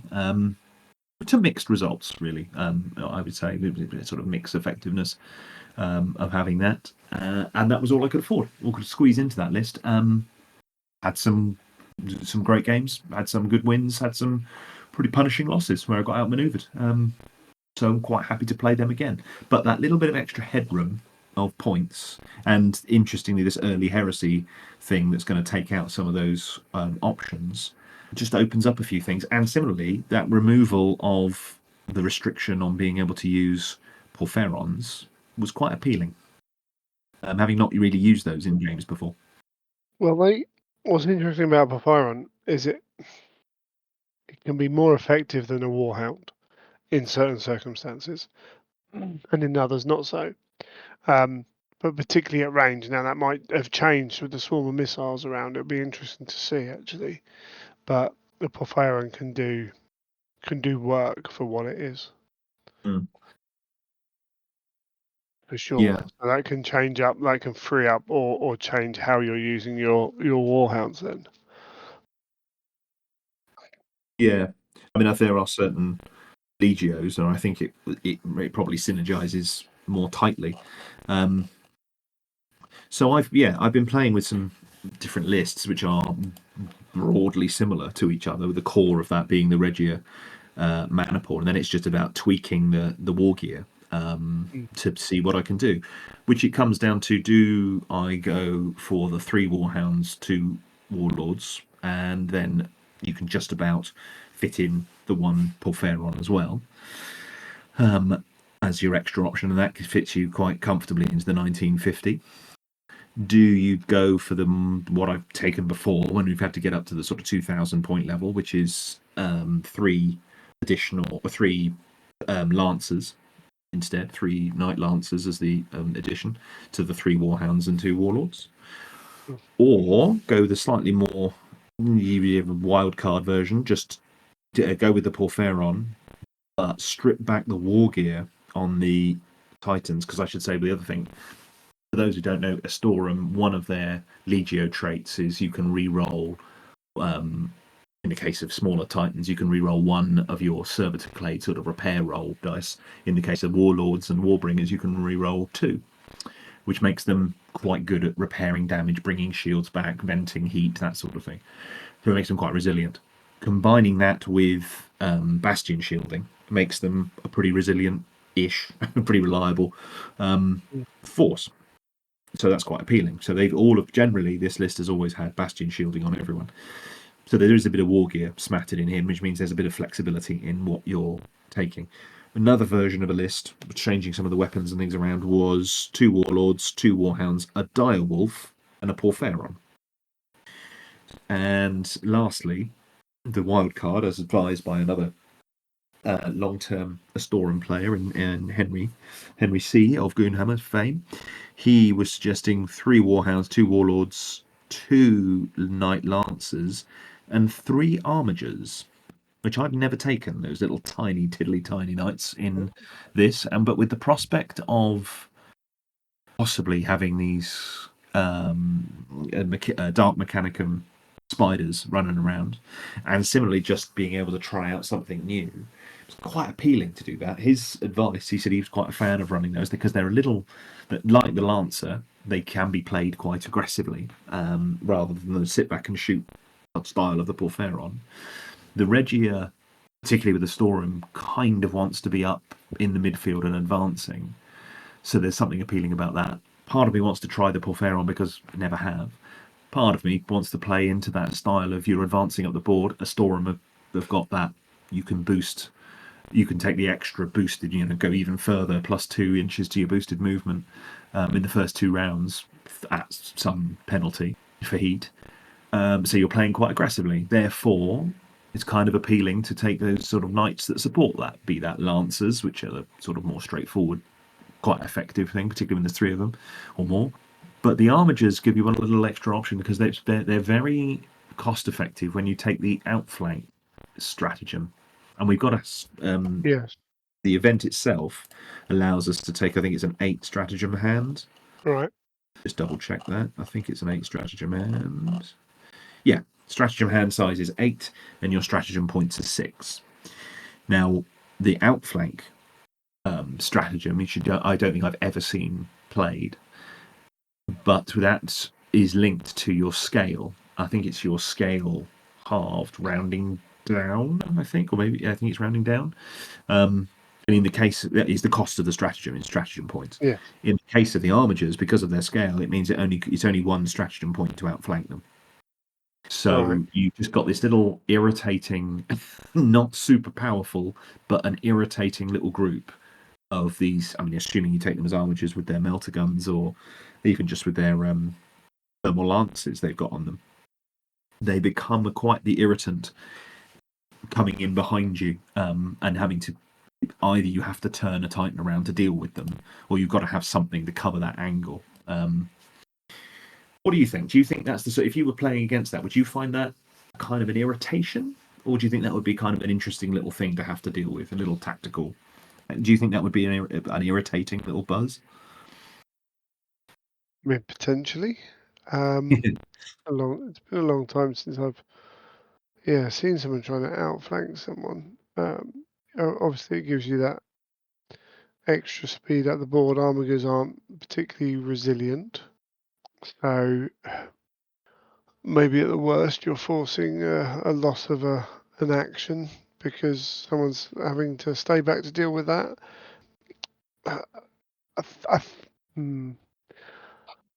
Gives you an option, doesn't it? I think it's part of the thing. My worry would be what you're doing with them when you're not doing that. Although I suppose if you're moving up into the centre of the board, you're giving targets anyway, so it's less of an issue. How many is it? How many armigers? 3. Yeah, Not a lot, is it? It's not a lot of armigers. not a lot, and they've got 2 structure points each. They are, yeah. I mean, they're scale What's their 2. What's their armor? What's Scale 2. Direct hit is 9 to 10. 9? Devastating hit is 11 to 13, and a devastating hit doesn't Destroys them. not quite, but a critical hit obviously Oh, kills sorry. one and then Yeah, does 2 points of damage. But 2 yeah, points. Okay. So you've got so what? Not so is it 9 points you've got to play with on 6, them plus the 6. death points. So it's essentially 11 till the unit's dead. Yeah, 11, 12. Okay. The they're problem is they they're become a quite nippy. target. they become a target potentially early on. I think you have to use them well. If it's a small unit, I actually don't want to just give away an activation. But in the first turn of the game, when maybe shields aren't going down as quick, I've got a gun here which is not going to strip me of shields, but will kill 2 of them at least, and then that they're going to be shaken, and then they're basically out of the game. So yeah, that's a tricky one. I suppose it depends how you feel. Like if you really want to use a Porphyrin, it's much more straightforward. It is. It is. And Um, as I say, it the might the, not the be as this, good for objective play, but it covers a greater threat. I mean, I found that a bit. I mean, because there's a surprising number of missions because you're playing a different mission each time. You can't repeat Yes. any of the missions you played. There's a surprising number where you do have to go out and do stuff. And Yeah. I mean, being able to give a unit like that where you can just go and pick up a thing and run off with it, combined with also there would be 2 lancers being able to do something as well, The or problem, being able to just the only problem with relying on your armigers to pick up a thing is them use they surviving. die with a thing. Yeah. So it again, it depends if it's destroy a thing by standing on it or whatever. Mm, Um, obviously much better because you only need to be able to get there. Uh, yeah, it's a tricky one. I suppose I would actually think it would essentially come down to how confident you are using them. mm, Because mm, if you're not confident using them, it's just going to cause you stress, I think, or they're going to be useless. mm. So the perform becomes a little bit more kind of an option with doing that. It does give you the extra activation if you're taking a list with those and the knights. Yeah, certainly when you compare it Mm, to the list of 3 lancers or 2 lancers and 3 armigers, as you say, you get that extra activation across that. I mean, they are basically the equivalent. They're actually slightly cheaper than a single lancer, which is what you're swapping out really as one comparison. And as you say, it's clearly more straightforward to just run the 3 lancers, and they get that little bonus to their ion shield save for doing so. Relative to the armigers, but yeah, there's something kind of quite appealing about the mini knights running around, but their weapons are not great. I mean, I mean, they can do work. You can get in the back of a warhound. Like they're yeah. no joke. You mean in But close again, combat or for yeah, shooting? yeah, yeah, yeah. No, with their what they got. I'm trying to remember what the weapon. Like even just a Well, thermal spear in they've the got back is. they've got a chain cleaver, which is +1 accuracy, and they've got a weapon skill of 3, so that's hitting on 2s. Yeah. But that's only strength 6. But I mean, as you But say, if you're coming in the into rear, you're at yeah, strength 8 with or 2 ups to target, yeah. whatever you need to hit. Plus they've got the thermal spears. Yes, you do have the thermal So spears. Those are because I suppose those would be on weapon skill, wouldn't they? At that point, it, the them shooting though. I mean, they are short range 5, long range 8, -1 at the short range. Sorry, at the long range, oh and they've yeah, got but no, this. you're only using them when you're going in anyway. Yeah, Like true. so, you're not sitting there thinking they're a shooting thing, but you're No. thinking a thermal spear once you've got into combat, into that Yeah, 2 inch. thermal spear at strength 8 fusion in the rear, hitting on Yeah, 3s. That's not bad. you only need one to hit, and then hit with your actual combat weapons Mm, to cause real damage.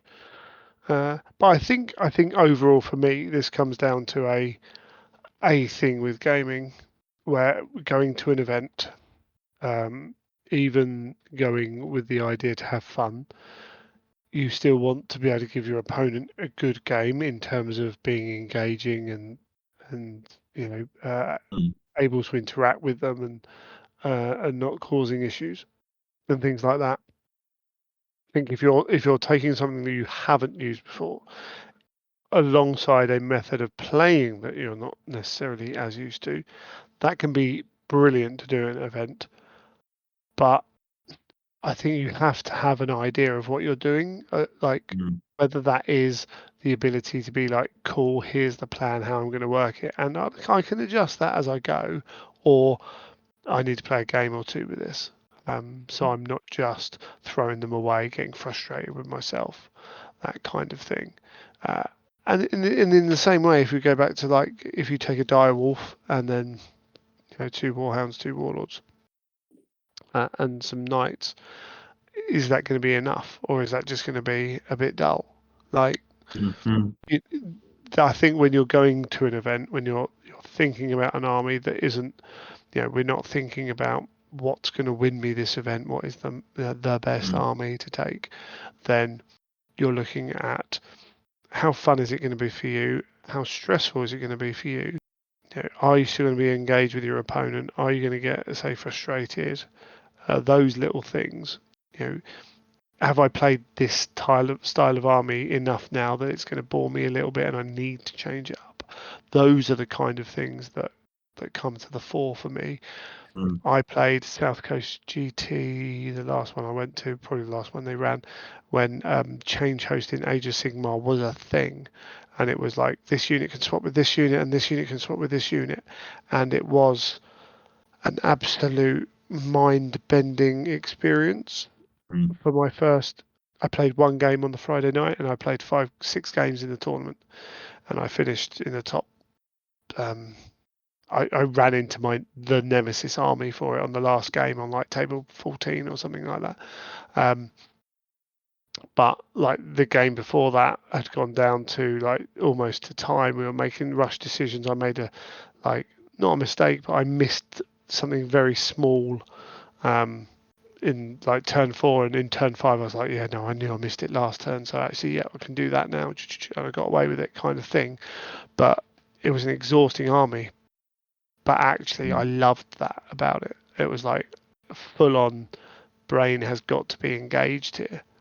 I don't want to Mm. do that at every event. Sometimes I take it, and I'm like, this army runs forwards really fast. That's what it does. Sometimes it's just about that. I'm finding that balance. So I think you need to kind of, you've got a little bit of time to play, haven't you? I have, and as I say, Yeah. I've got a trial game, and I value those enormously. Going to those before an event, rather than turning up going, "How do I play this again?" And Yeah, just think absolutely. Yeah. we're on the clock a bit. Because my fear always, even playing socially, certainly playing Homehammer, is always been a run. The time has been a nightmare trying to play in within time, and I've not actually found that to be a problem at the events. They've actually gone well. The sort of Yeah. the nature of the event keeps you to time reasonably well. You do. But I'd like to be familiar just so that the other person is getting a good quality Sure. game experience as well. So I will do those trial games, and that's where I will try out some of these. Part of me thinks that's perhaps putting a bit of a dark cloud over the direwolf. I sort of think that won't be as fun, albeit I'm not taking the neutron laser one. I would have been Right. taking the So the volcano. neutron laser one's the fun one, right? It is fun, but it's either it's sort of very fun for one person, not for the It other. can be a bit binary. Yeah. Yeah, it's Um, kind of I'm having a great time because it shut down your warlord. Oh, I'm having a terrible I time because it's doing don't nothing. think it's quite that bad because I don't think it's quite so. Uh, because it can do it for a turn or two. Mm, It's mm, not. It's not all or nothing where it's like, if you don't kill this, I am going to be doing this. So mm, yeah, you can do it. It There's that sense of anticipation of um, turn 3, like he's moved his warlord up into the middle of the table, and it's like, come on, neutron laser, I really need you to do your thing now. Boom, I've got it, awesome. Like and then you need to capitalize on it. It's not because it also needs to work in conjunction with other stuff to be truly effective. Like mm, you can shut someone down, and that can be great, but that doesn't necessarily, that might only be keeping you alive rather than gaining a real advantage from it. You have to be able to capitalize on that. And sometimes it's taking the risks or being somehow playing the game so that, as say, if that happens, cool, my plan A was this, but neutron laser worked. That mm, means plan B is coming into play. So mm. um, And I think it would be more frustrating for you than your opponent. Because it's Mm. one of those things where someone's looking across the table at it going, because it can be used like this. Literally, it's like, okay, he's got a neutron laser. Oh, that's going to work first shot. Like, because it's an amazing how, like, cannons were the prime example of this in Warhammer. It's like, oh, the dwarf player's got his two cannons and his rock lobber. I'm not going to be able to do anything. And the dwarf player's going, oh, my cannons are going to fail me as normal. Like, and Yeah. you're both assuming the worst on each side of the table. So it can have, just because you think something's happening, it can just have that effect on your opponent where it's like, yeah, that neutron laser's going to work first turn. Okay, right, what do I have to do to try and stop that? Mm. So again, it could potentially force people to change up what they're doing. You've got that But I extra think, pip on the you've got that extra pip of room, I suppose, on the plasma reactor, which is quite appealing. yeah, With the direwolf. and you don't, yeah, and you're going to be at long range with it a lot in Yeah. your force, I would suspect, which rolls Well, you into, can be, because what you could do, you could keep it. You want to keep it in base to base. Well, you don't have to, do you? The Regia, you can be no, with it. You're sharing shields, and you don't have to be in base to base. So you can be within, I think it's 3 inches. I forget off the top of my right, head. So you could just basically keep it behind the warlords to yeah, use as a bit of a shield battery, but still give you that extra weapon. I think the points as they are, the way I've done the lists at the moment, is that I could only fit in the volcano, but I'm not right, sure about that, to be honest. I mean, it's only 10 points more, so I could drop a bastion shielding and then put the neutron yeah, laser in and do that for giggles, I suppose. Because I just don't know how useful it is to have one of the warhounds turn into a direwolf, and sort of you lose. The one you're losing is the double swarmer, probably, or the swarmer and conversion beamer, which I didn't find to be super effective. The no, I conversion beamer and direwolf is quite expensive. It would be 20 points more. risky as well. Yeah, you're like, that's quite pointy. I'm looking um, at your list. The one with the Bastion, one with the Direwolf, has yeah, Bastion shielding on both your Warlord Titans. I don't think you yes, need it on your Warlord Titans so much. you could So drop you that on save one of them. yourself 20 points. Like I say, I think you could probably save on both of them if you needed to. But Yes, you could certainly save on one, if not both, yeah, and then that buys you the neutron laser for there, and then you got the Porphyron as well out on his own. but then that whole again, and this comes back into then you've got your Acastus, your Direwolf, like you're putting. You've got you've got a um, much more kind of less varied gameplay. Hmm. Um, I think it sounds to me like you really want to try the Armigers. So I would be looking at walking into your practice game with the Armiger list first. I agree. I think there's potential for it to have a higher ceiling with the Armigers if you can manage to utilize them properly. Because this is another thing What as do you well, mean a right? higher ceiling? What do Higher I? ceiling.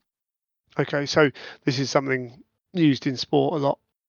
I've got two players here. I've got this cricketer who's batting well, who can do this, and who's fairly reliable at scoring 30 or 40 runs. Like, you bank on him to get a few runs every time. And I've got this kid here who has got all the talent in the world, but is much more unreliable.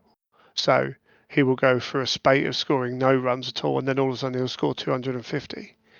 It's slightly different to how they use higher ceiling, but player A is a solid, dependable player who's got a skill rating of 80. You know, Mm, in theory, player two, whilst he makes more mistakes, has got a skill rating of 150.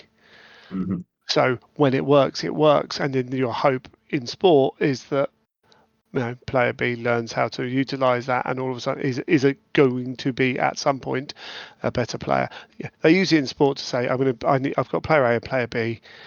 They're both got their pros and cons. Which one do I go with? I go to the one with the higher ceiling, who will hopefully in the long term have more ability to win me more games. Yes. So a direwolf can stand and shoot and can do its thing. If you can learn how to use your armigers and your objective play can potentially become a lot more dangerous to your opponent, Mm. but might be harder to use to do it. So you're going to have the odd game where it crumbles, and you're sitting there thinking, should have just taken a direwolf because I've done this, and then they've been able to do this, and they've actually taken me apart, and blah blah blah blah blah. But those games where you're like, I've outmaneuvered you now, Mm. Mm. um, There will is something be quite, yeah. I think, I mean, it sort of, I like the idea. I think it looks cool seeing that little force of, with the two lancers and the three armigers, and I think sort of think, yeah, well, that's going there's to look that quite side cool. of it as well, I like actually. that's going to look quite cool. I mean, there's a degree of that with the Porphyron. I love Mm, the Porphyron model. I think it's yeah, superb. Less so. I'm not in love with the direwolf. I've just not yeah, seen it's them fair that enough. much. Who is? Yeah, quite. Um, I mean, the three warhounds and the Porphyron is a possibility, and you sort of, and then I'm putting in things like 6 hunter shells on one of the warlords and the bastion shields. It feels like you're going in a bit heavy on the old war gear on that one. It just doesn't seem Right, that fun. You know, the 6 sure. hunter shells on a warlord's macro Gatling blaster just to really finish someone off. I mean, it's like, yeah, okay, it's kind of it's a thing, but there's a lot of money being spent on a lot of points being spent on weapons and war gear on that Regia with a Porphyron. So it's kind of, yeah, you're spreading it out a bit more with the direwolf. But I just sort of think there's something a bit different, and it's sort of forcing me into a place I haven't played before. You seem to be getting quite a lot. Where you're keeping your Titans a bit more lean. I mean, that's the other thing in there, which I might switch around, is that the other thing I should mention with the Armiger list that I've shared with you is that one of the warlords, instead of what I've done elsewhere, which is the standard brawler one with the macro Gatlings on the roof, also repaired Gatlings on the roof, macro Gatling and Sun Fury plasma. One of the warlords switches his macro Gatling for a power claw. Do you have the ability to get them up the board quick enough? With a Storum, yes, you kind of do, because their boosted movement is plus 2 inches for the first 2 rounds. Sure, for the first 2 rounds, yeah.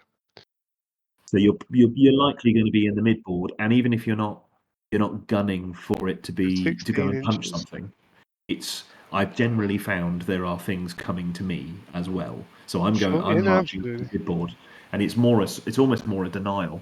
It's to Yeah, say, because often you will see other people are either playing aggressive light maniples or have one or two reavers that are going to be doing a similar sort of yeah, role, and then they've got this warlord with the fist there, and you sort of think, sure. yeah, okay.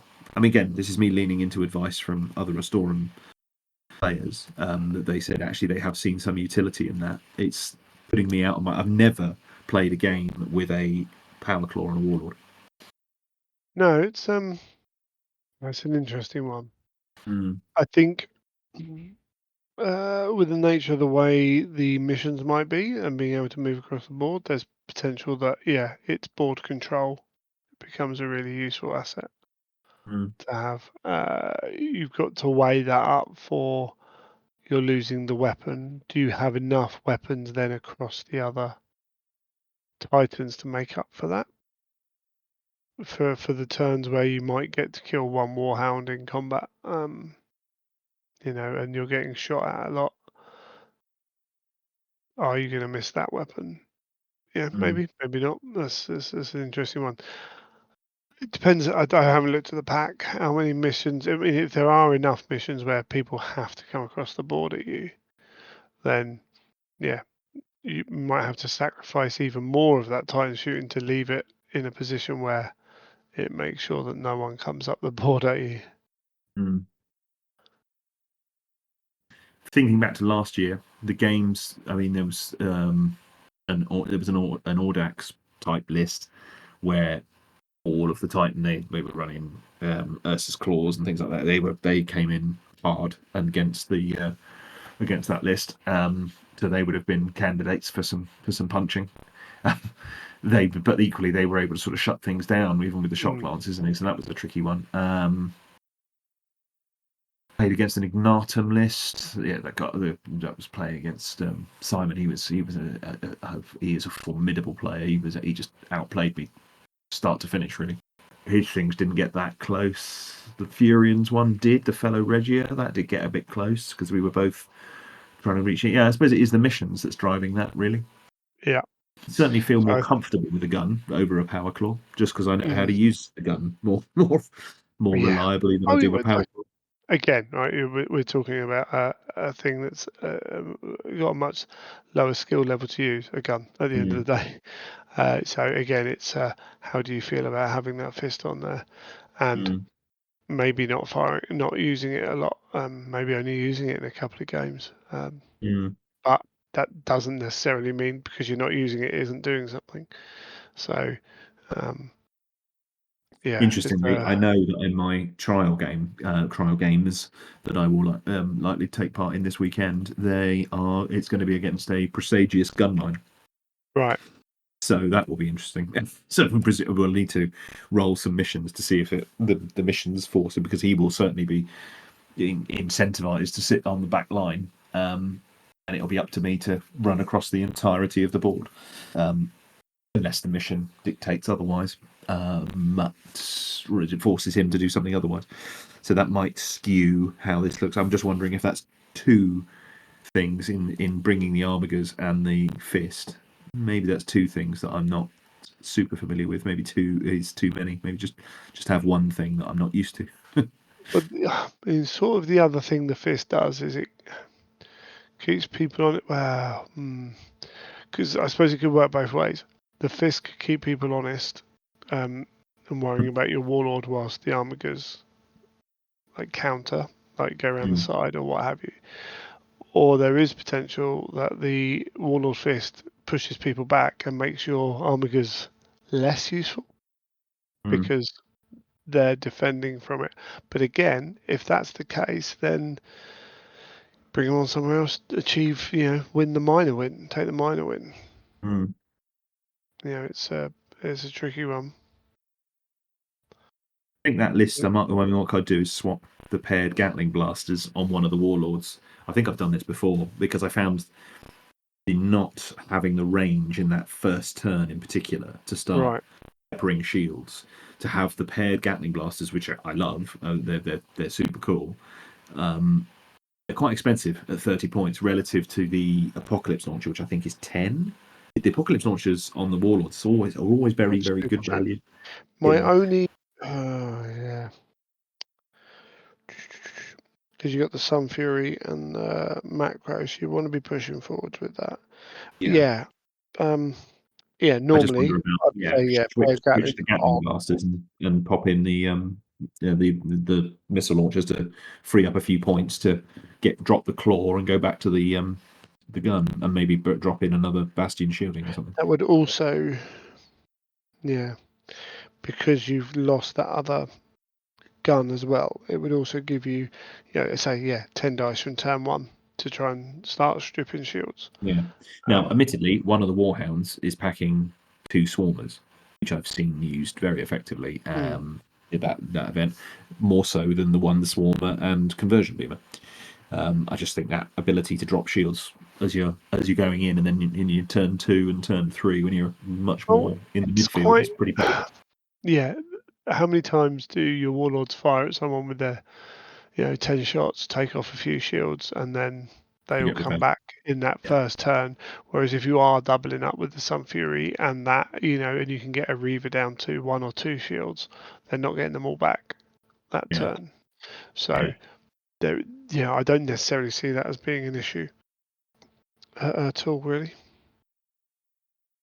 You Mm, are you are missing out. The only problem with that is if the Sun Fury misses a couple of shots, you're lacking the real killer punch that the paired mind you, I suppose the Gatlins you're not using them that close. Oh yeah, the the paired Gatlins do put out a decent amount of shots. They're a great weapon on the Palatine. paired Gatlings are 10. It's 12 dice, I think, isn't it? Yeah, I think so. Yeah. Because I'm always getting them I'm always flip flopping between those and the Vulcans. The Vulcans. The other thing you Okay, that's could possible. do, or you could go really rogue and have a double Vulcan Mega Bolter Warhound. Ooh, Drop a plasma. interesting. That would be an interesting list to have a double Vulcan and a double Swarmer. Yeah. I'm not sure it's the right move, but it gives you potential to use that again. That Titan then almost can become a little bit of a rogue one if you need it to. The double Vulcan. The double Vulcan, because you can be aiming just to like, cool, it's not going to do anything turn one. It's going to try and get up your flanks. Turn two, like that one side, armor goes the other. All right. I have played it. I mean, I tended to play this list very aggressively because people just aren't expecting the speed. Sure. And so it's kind of what I have done, and particularly for things like is it Scorched Earth? The thing where you have to rush forward and destroy an objective. And if you can get a Titan there in like turn one, you score maximum points instantly. And you basically just have to end the turn within an inch of this thing. And that is actually feasible with a Warhound in a storeroom where you push. I think you full stride it and push, and you go through like an absolute cannonball. Now, admittedly, there's a risk there because you're rolling 2 dice on when you're pushing, and you're taking the worst result, which is generally considered to be the 2 reactor. So you're potentially running very hot now, even It doesn't matter if you don't Storm's double, does ability it? to re-roll. Yeah, well, exactly. With the double Vulcan, does that And he's matter? cheap. He's cheap, and he's run forward, and if he goes bang, well, so be it. But he won't go bang, will he? He'll drop his shields is the worst. Yeah, true. So, which Well, what I mean is drop his which means shields he's and then dead. go bang. Yeah, drop his shields and then go bang when they punish him. But But then they're shooting at him. Like, all those things. That would be an outside option on that one, because then you've got this core center, and in games where you need it, you've then got Lance can go on flank. They could go in support of the Warhound if you want to protect it, and then if they turn to, you don't want a Warhound with twin Gatlins in your rear, and then your armigers can slip on as and when. It's a little bit more rogue. You think that is an interesting option as opposed to just putting in the apocalypse on one of the warlords? My problem with my warlords in that loadout, and admittedly I only had one in that loadout, was leaving Titans alive and fully operating. So the other thing the pair Gatling blasters does is if you it helps you strip the shields on the way in. But once the shields are low enough and you're getting them down, if your Sun Furies don't do enough that you think it allows you to then take out weapons easier, or it's the better finisher than your 10 missiles, because your missiles are that much lower strength and don't get to re-roll the ones. Like, was it strength 7 for the Gatlins? The Gatlings are 6, I think. Strength 6, Is and it you've got 6 on the Warlord? 12. I always forget which way what stuff's what. What was the question, So sorry? yeah, no, I don't just forget which strength the Warlord Gatlins are. That's all. But I'm sure the Warlord Gatlings are 6. Let's have a look. you have a look at that. I know I played them the wrong strength for a whole event, and I thought I played them at 6, but I could be wrong. But it's a big difference dropping down from 6 to 4. You might get 10 shots, but you're getting more shots with the Gatlins. Okay, you're not getting them early on, but as you say, you'll be pushing up anyway. So 24 inches is quite far. No one's within 24 inches of you. That's quite a big area. So the paired Gatlings are strength 5. Right. 12 dice. It's the 12 dice. It's just. See, it's only strength 5 for a Warlord paired Gatlins. Yeah, Warlord paired Gatling strength 5. The Vulcan Mega Bolter array is 12 dice rapid, which is serious business, and plus 1 at 10 inches. How many Whereas the points is paired that in the Gatlings are Vulcan plus Mega 1 at Bolters? 8. How many points is the Vulcan Mega Bolters? 20 versus the Gatlings at 30. 30. And also the paired Gatlings are 24 inches. The Vulcans are only 20. 20, yeah, absolutely. The And you're Apocalypse not is rerolling the ones either. That's the yeah, key. no, exactly, yeah. And the Apocalypse are reaching out to 120, obviously plus Yeah, one over 30, 10 dice, strength. -1 at short. No, no minus one at No, short. there's no -1 at short on them, is there? No, No. that's right. Yeah, I don't know. They are I mean, the other problem with that I continually faced with these is the carapace rule. People get under Oh yeah, your. for sure. I mean, if you are facing that as a problem too much, then dropping the points on that is probably the better option than taking the Vulcan Mega Bolter off. Sorry, dropping the points to the Dropping the Apocalypse. points on the to the Apocalypse. If Mm. you're finding that your lead warlord is struggling to target the target it wants to target all the time with its carapace weapons, then you're paying 20 points extra for not having Yeah. that huge amount of effect. It's awfully tempting to use. I don't think I've made nearly enough use of the split fire rule. Right. The split fire order, I should say. I don't I think I've made think nearly enough. The problem is I the tend to need. I need the movement sure. to make it work. I mean, this kind of the point is that you're pushing up and trying to be dominant in that midfield. If you have to sacrifice either movement, you basically have to sacrifice movement to do the split fire. I think, if I remember correctly. Um, Movement or turn. That's right. Yes, you either got to move straight ahead or you can turn. You can't do both. Uh, Generally, you need because you're so critical on getting your angles. You can't turn if you do it. Yeah. I think the problem you've got as well is I don't think your Warlord Titans are set up for split firing. No, no, because they're not ranged. No, they're Mm, focus fire, focus down, killer thing, move on. Yeah. So That's I'm always not what. sure that's a major issue. I think if you had a different setup um where you had a Warlord Titan which had maybe like the one of the big cannons on it Mm. instead of one of the weapons, then maybe. I do tend to put overcharged cannon on one of the two Sun Furies. Of course, because that's where you take a Sun Fury. Indeed. I mean, that's the other option. Is do you just re um yeah? I suppose you want both warlords up there in the middle. Yeah, that's always been the threat. Is the two of them. What's Yeah, what usually what's been the biggest problem you face with this force? What enemy army? it's generally faster moving, aggressive, light maniples. They have Cool. been the ones that have taken it apart more So readily. okay, because they're in your grill too quickly. Yeah, So against those, do you still step up to the middle of the table? generally, yes. Particularly the first time I ran this, where the first two games I had utterly dominated. I mean, it was where Right.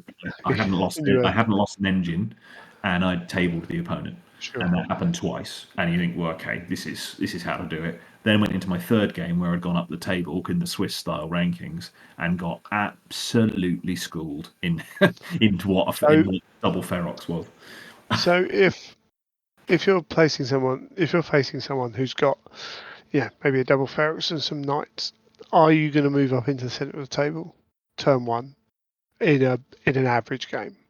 Mm, Now, probably not. mm, Does that second Warlord Titan then want something like the Mori Quake Cannon, mm. which can handle knights very Well, yeah, handily? particularly as we're likely to see more knights in this point bracket at 1950, people are likely to be Yeah, taking knights to make up the and points. And with the rockets on the top and the missiles on the top could potentially strip shields of a Warhound in one go to then open up a Warhound, certainly to slow it down, to stagger it, those kind of things. So does that become a slightly different option? because then I suppose what you could do is have one warlord. One of the two warlords is Pushes, paired with two warhounds that have got the plasma blast gun and the Vulcan. Those are the ones that are going up the board, and then you've yep, got the other warlord stood next to the other warhound, which has got the yep. two swarmers, The other warlord's got the missiles, the Mori Quake, and the gun. another. Maybe Yeah, something like Volkite might not be the range. Just trying to think what's good. I would have thought it was either going to be a Bellicosa or a conversion beamer. Conversion maybe could be good. Yeah. Again, the question is, do you want one with a Mori Quake cannon and another big gun on it? Maybe you do. You're going to have to rely on taking a lot of shields down to get the Mm. most out of them. But but again, like if you want something where you can split fire with, and they brought knights and some other stuff, and you think, cool, I can take the shields down on that warhound, and I can fire my bellicosa into that as that, and then over here I can Mori Quake cannon their lancers over there. Then does that deal with the big problems you face? Obviously, it makes the other encounters that little bit harder. But Mm. I mean, you've still got big guns on a big Titan. It's not like it's useless. Mm. It's like a second What's the wave, so you've conversion got beamer? a two-wave attack. Yeah. Have you used the conversion beamer on a warlord? Nope. Strength No, I haven't. 10. Strength is 2 dice. Strength 10. Strength 12. Draining maximal fire. Yeah, what's the range across the two though? What's the range for Short long range range? is 25. Long range is 50. Yeah, it's the 25. That's the borderline where you want to, because if you're in short range, you can't fire the long range, so you have to look at. Oh, I see. Because its long range has got the asterisk. So its long Yeah, range is strength 12. yeah, because it had But more that is time to. draining and maximal fire. So actually, does that mean it goes up to strength 14? Yep. Bloody hell. Okay. So Yeah, long range is see, that's strength where it's good, 14. but that's at Mm. long range, Yeah, quite. so you have to play around with that. But again, if it's a warlord where you want that big strength, then they're not probably not moving up the table quite as quick, so Mm. you can maintain that distance. Whereas against a warhound, you don't need the strength 14, even against a reaver. So the Mm. conversion beam could potentially come into play. And you're not with that setup. You're not worried about heat, so you can still push to do turns or whatever you need to do to maneuver. Version Beamer is 60 points. Bellico's at 55. Mori is a mere 20. So yeah, you'd have to, yeah. So the points don't. Well, mind you, so you've got 75 currently. Oh yeah, currently you've got 105 points worth of guns. Yeah, which is, So if you just which let's assume, easily handled. the Yeah, conversion beamer is 60. and Mori's to put 20, on that's top. 80. Yeah, And it's only 95. 95. Hmm. Yeah. So you're within points on that. So that's another way of playing it.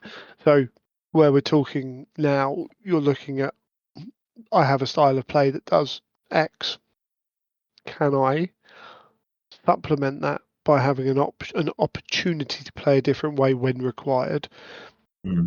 The question you've got to ask yourself is, does that weaken you for your normal kind of firing? But I'm not sure it does, because I love the Sun Fury. My word, it fails me quite often. Oh, it Um, has many times, but it's kind of cool. exactly. Whereas at least you're putting down a template with a Mori Quake cannon that can scatter, and if they are in an area, you can again, like you put say a Bellicoso and a Mori on a thing on a warlord, and they're not putting their titans quite as close to each other as they would normally. Hmm. You know, you play against another Regia and you can hammer the shields down, and you can, oh look, they're all close together. That kind of thing. It It's just sort of it's because I would be playing because I tended to move. I mean, I played it very simply yeah, with the Reggie. I tended to just put the two warlords in the centre of my deployment generally. I mean, I might do refused flank, but generally, two warlords in the centre, warhounds around them as ablative batteries, basically, on the ability mm, to just sort of suddenly launch out if they needed to. but generally they were just walking up the board as a bit of a fortress. But they walked up way faster than most people were expecting. Sure. Suddenly they were right up in, and they didn't know how to deal with them. Then the people who played against that with warhounds and things, who could whip round the sides and get Yeah. under the carapace Well, and this things. is the other thing, right? It not only does it maintain the carapace on the second one, but it allows you to protect the flanks, or at least one flank, if Exactly. you're the thing's thrown up the middle. Unfortunately, it means it's easier to get round the flanks. So again, it's like that everything's got a positive and a negative alongside it. But Yeah. it means your one warlord in the centre is much more of a target. But you've got the backup there where, if someone does get around the side, as I say, 10, 10 rocket pods um, into a warhound. And in that situation, actually, you might get to the point where you can be like, actually, I've got a great field of fire here. I can first fire, right? Mm. To really make sure something's going down this turn, to get those shields down to open up.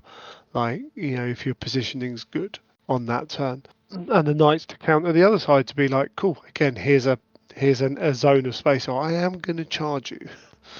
Like, no matter what you do. And you can even just be like, yep, cool, charge order. Just to say, Mm. don't come near Mm. me, bruv. Like, you know, which sometimes is what you need. Sometimes you just need to be able to go, cool, I'll activate, I'll put a charge order on them. Thank you very much. And it's like, what if I don't move anywhere near you? Cool. Done their job. Thank you very much. What does the warlord? I mean, what are the other warlords? I'm trying to think of the other warlord weapons. There's the The Volkite Volkite, which is an interesting one, is an option. or the Graviton Ruinator, which is more of a sniper, Oh isn't it? yeah. Concussive Can't and round. remember the range on the Volkite. Me neither, and I can't actually find the But it can damn be thing. used as a finisher, can't it?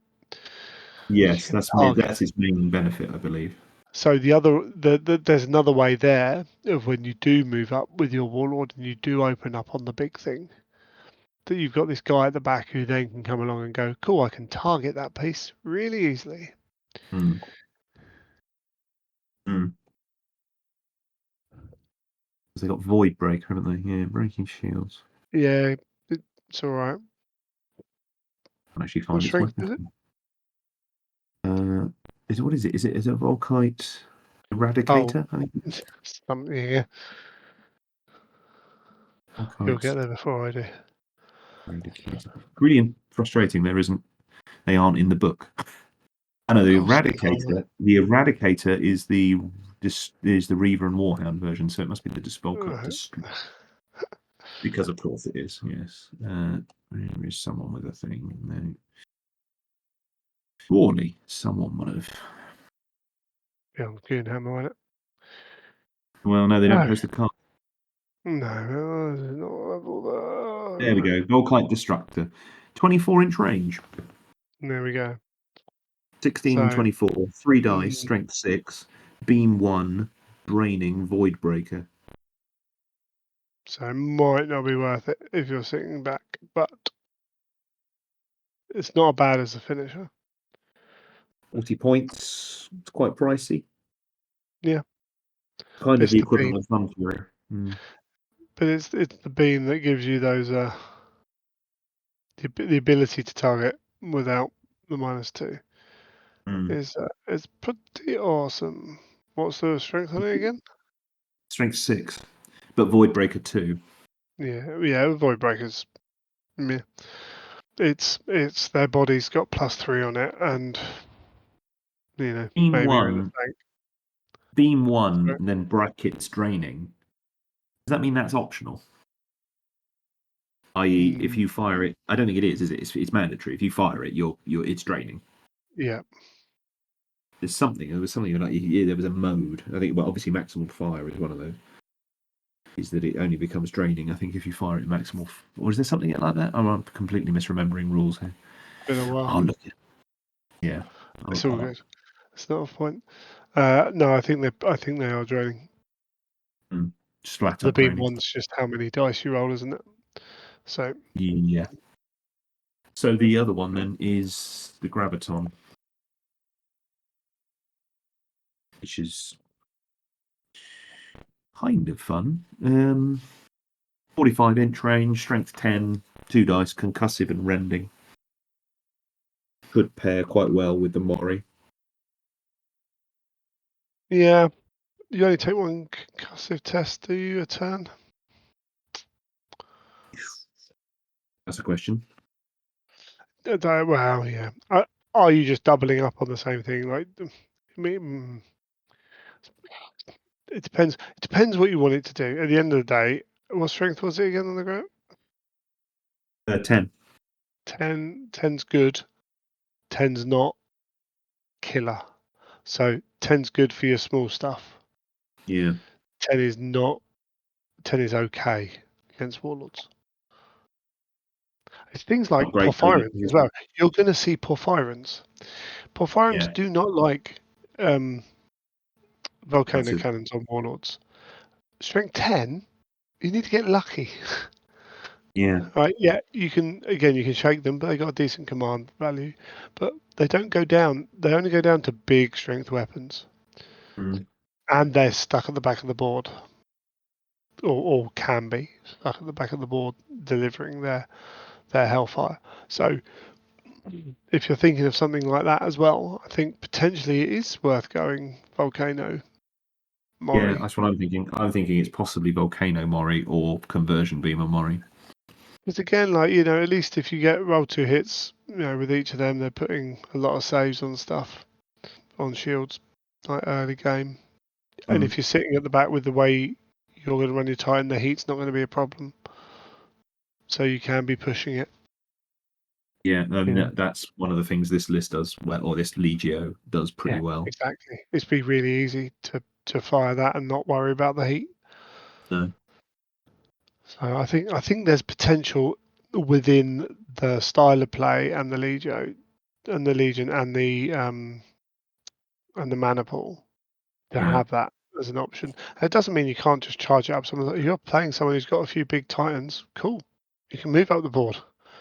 yeah, You're still going to hit other warlords, aren't you, with your yeah.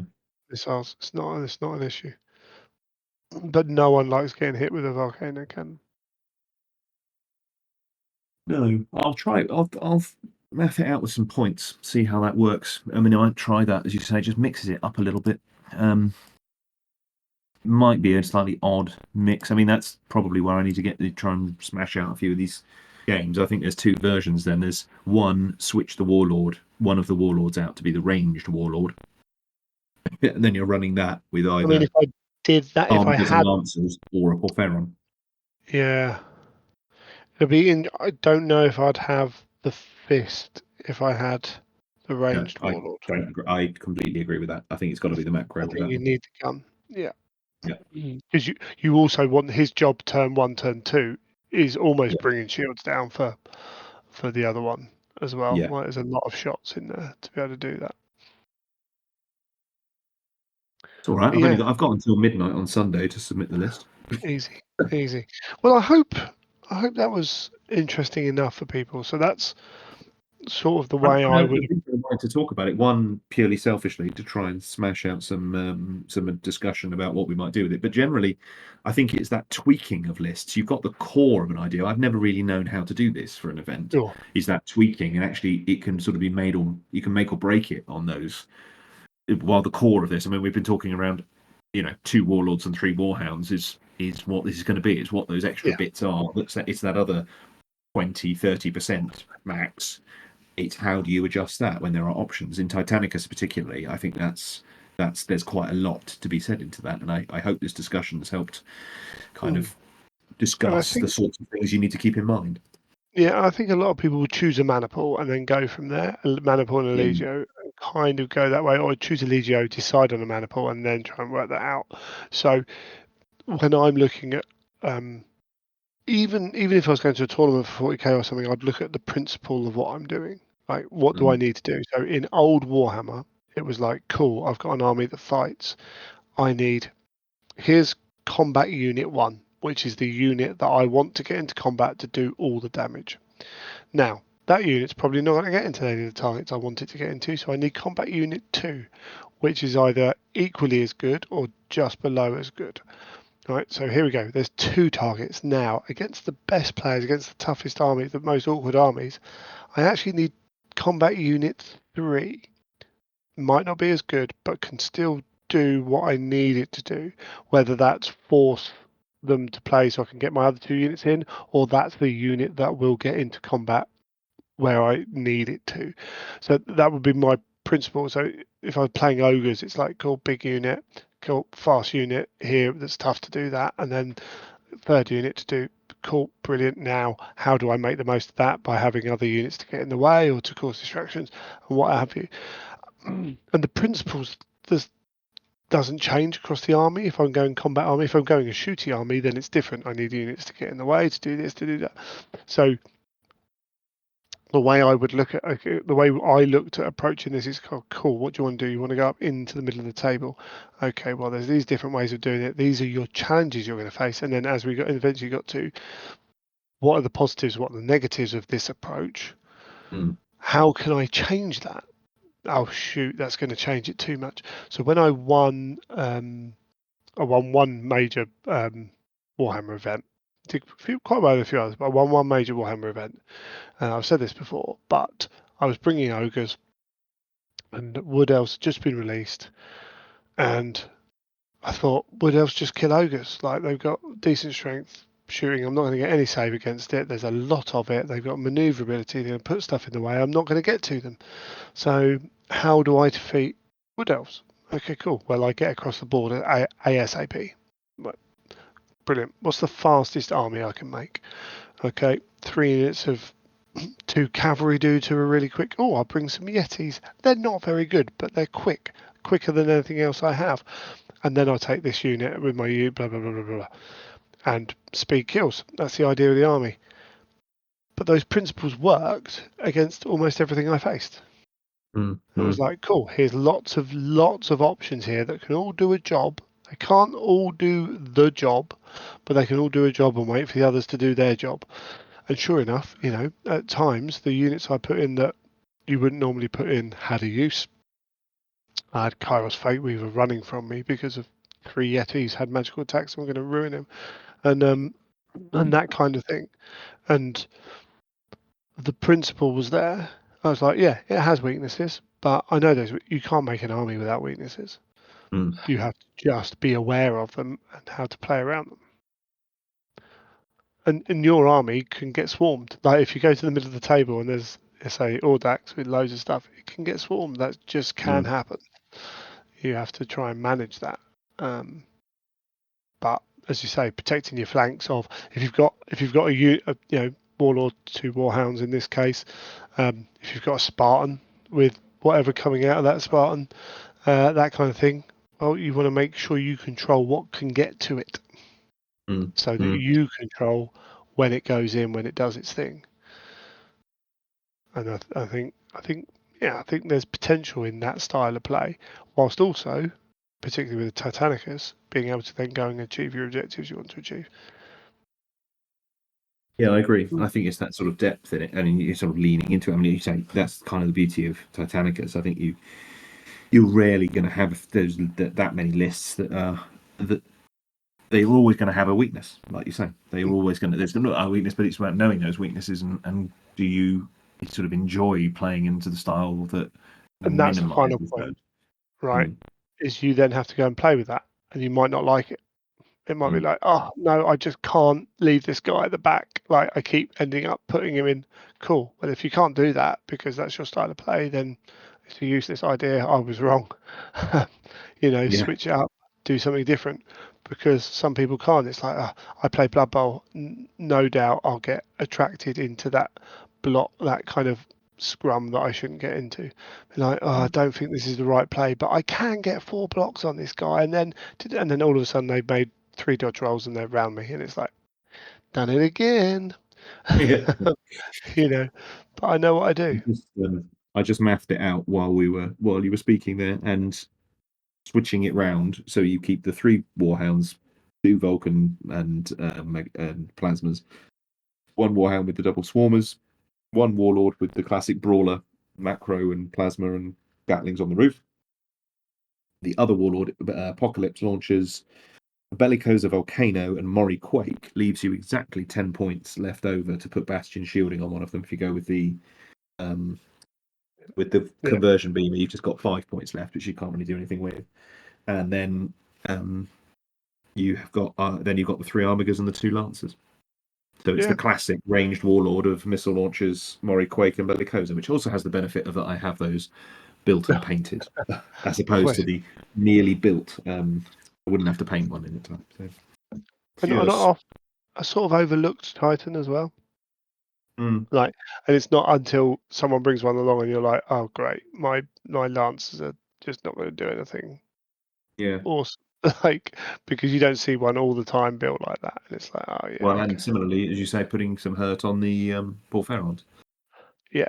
And it means as well that you're not like when you take your upgrade to your Sun Fury, you're putting it on one Titan.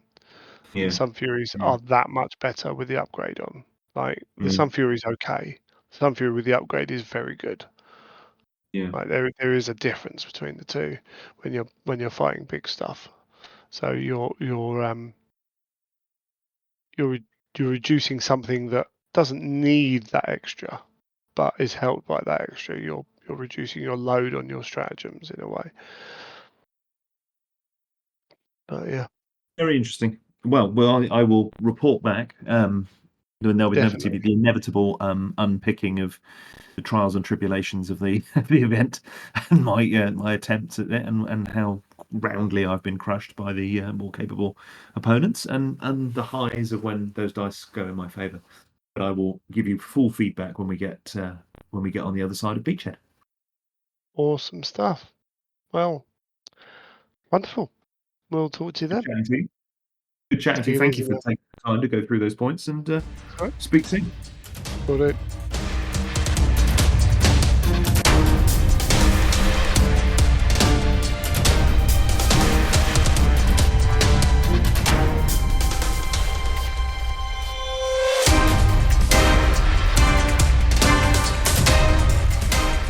Thank you for listening to another episode of the Imperial Truth Podcast.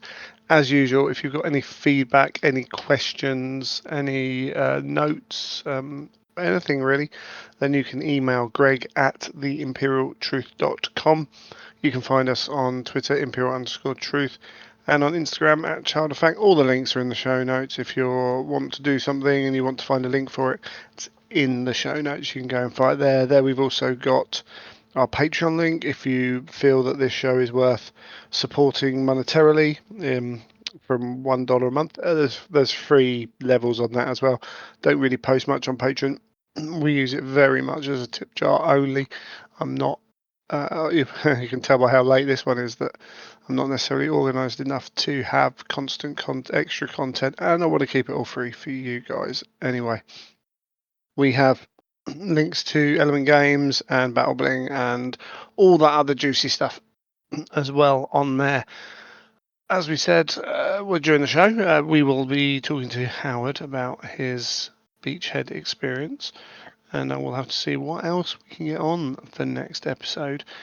We're ramping up towards Adepticon, so if you are going to Adepticon, I'll be around. Not sure where, not sure what I'm going to be playing, and not sure 100% what's going on there, but I will be around. The tickets are bought, the hotels are bought. So, yeah, looking forward to that one. I don't really think there's much else to say, so I'm going to keep it really short. You have been listening to The Imperial Truth.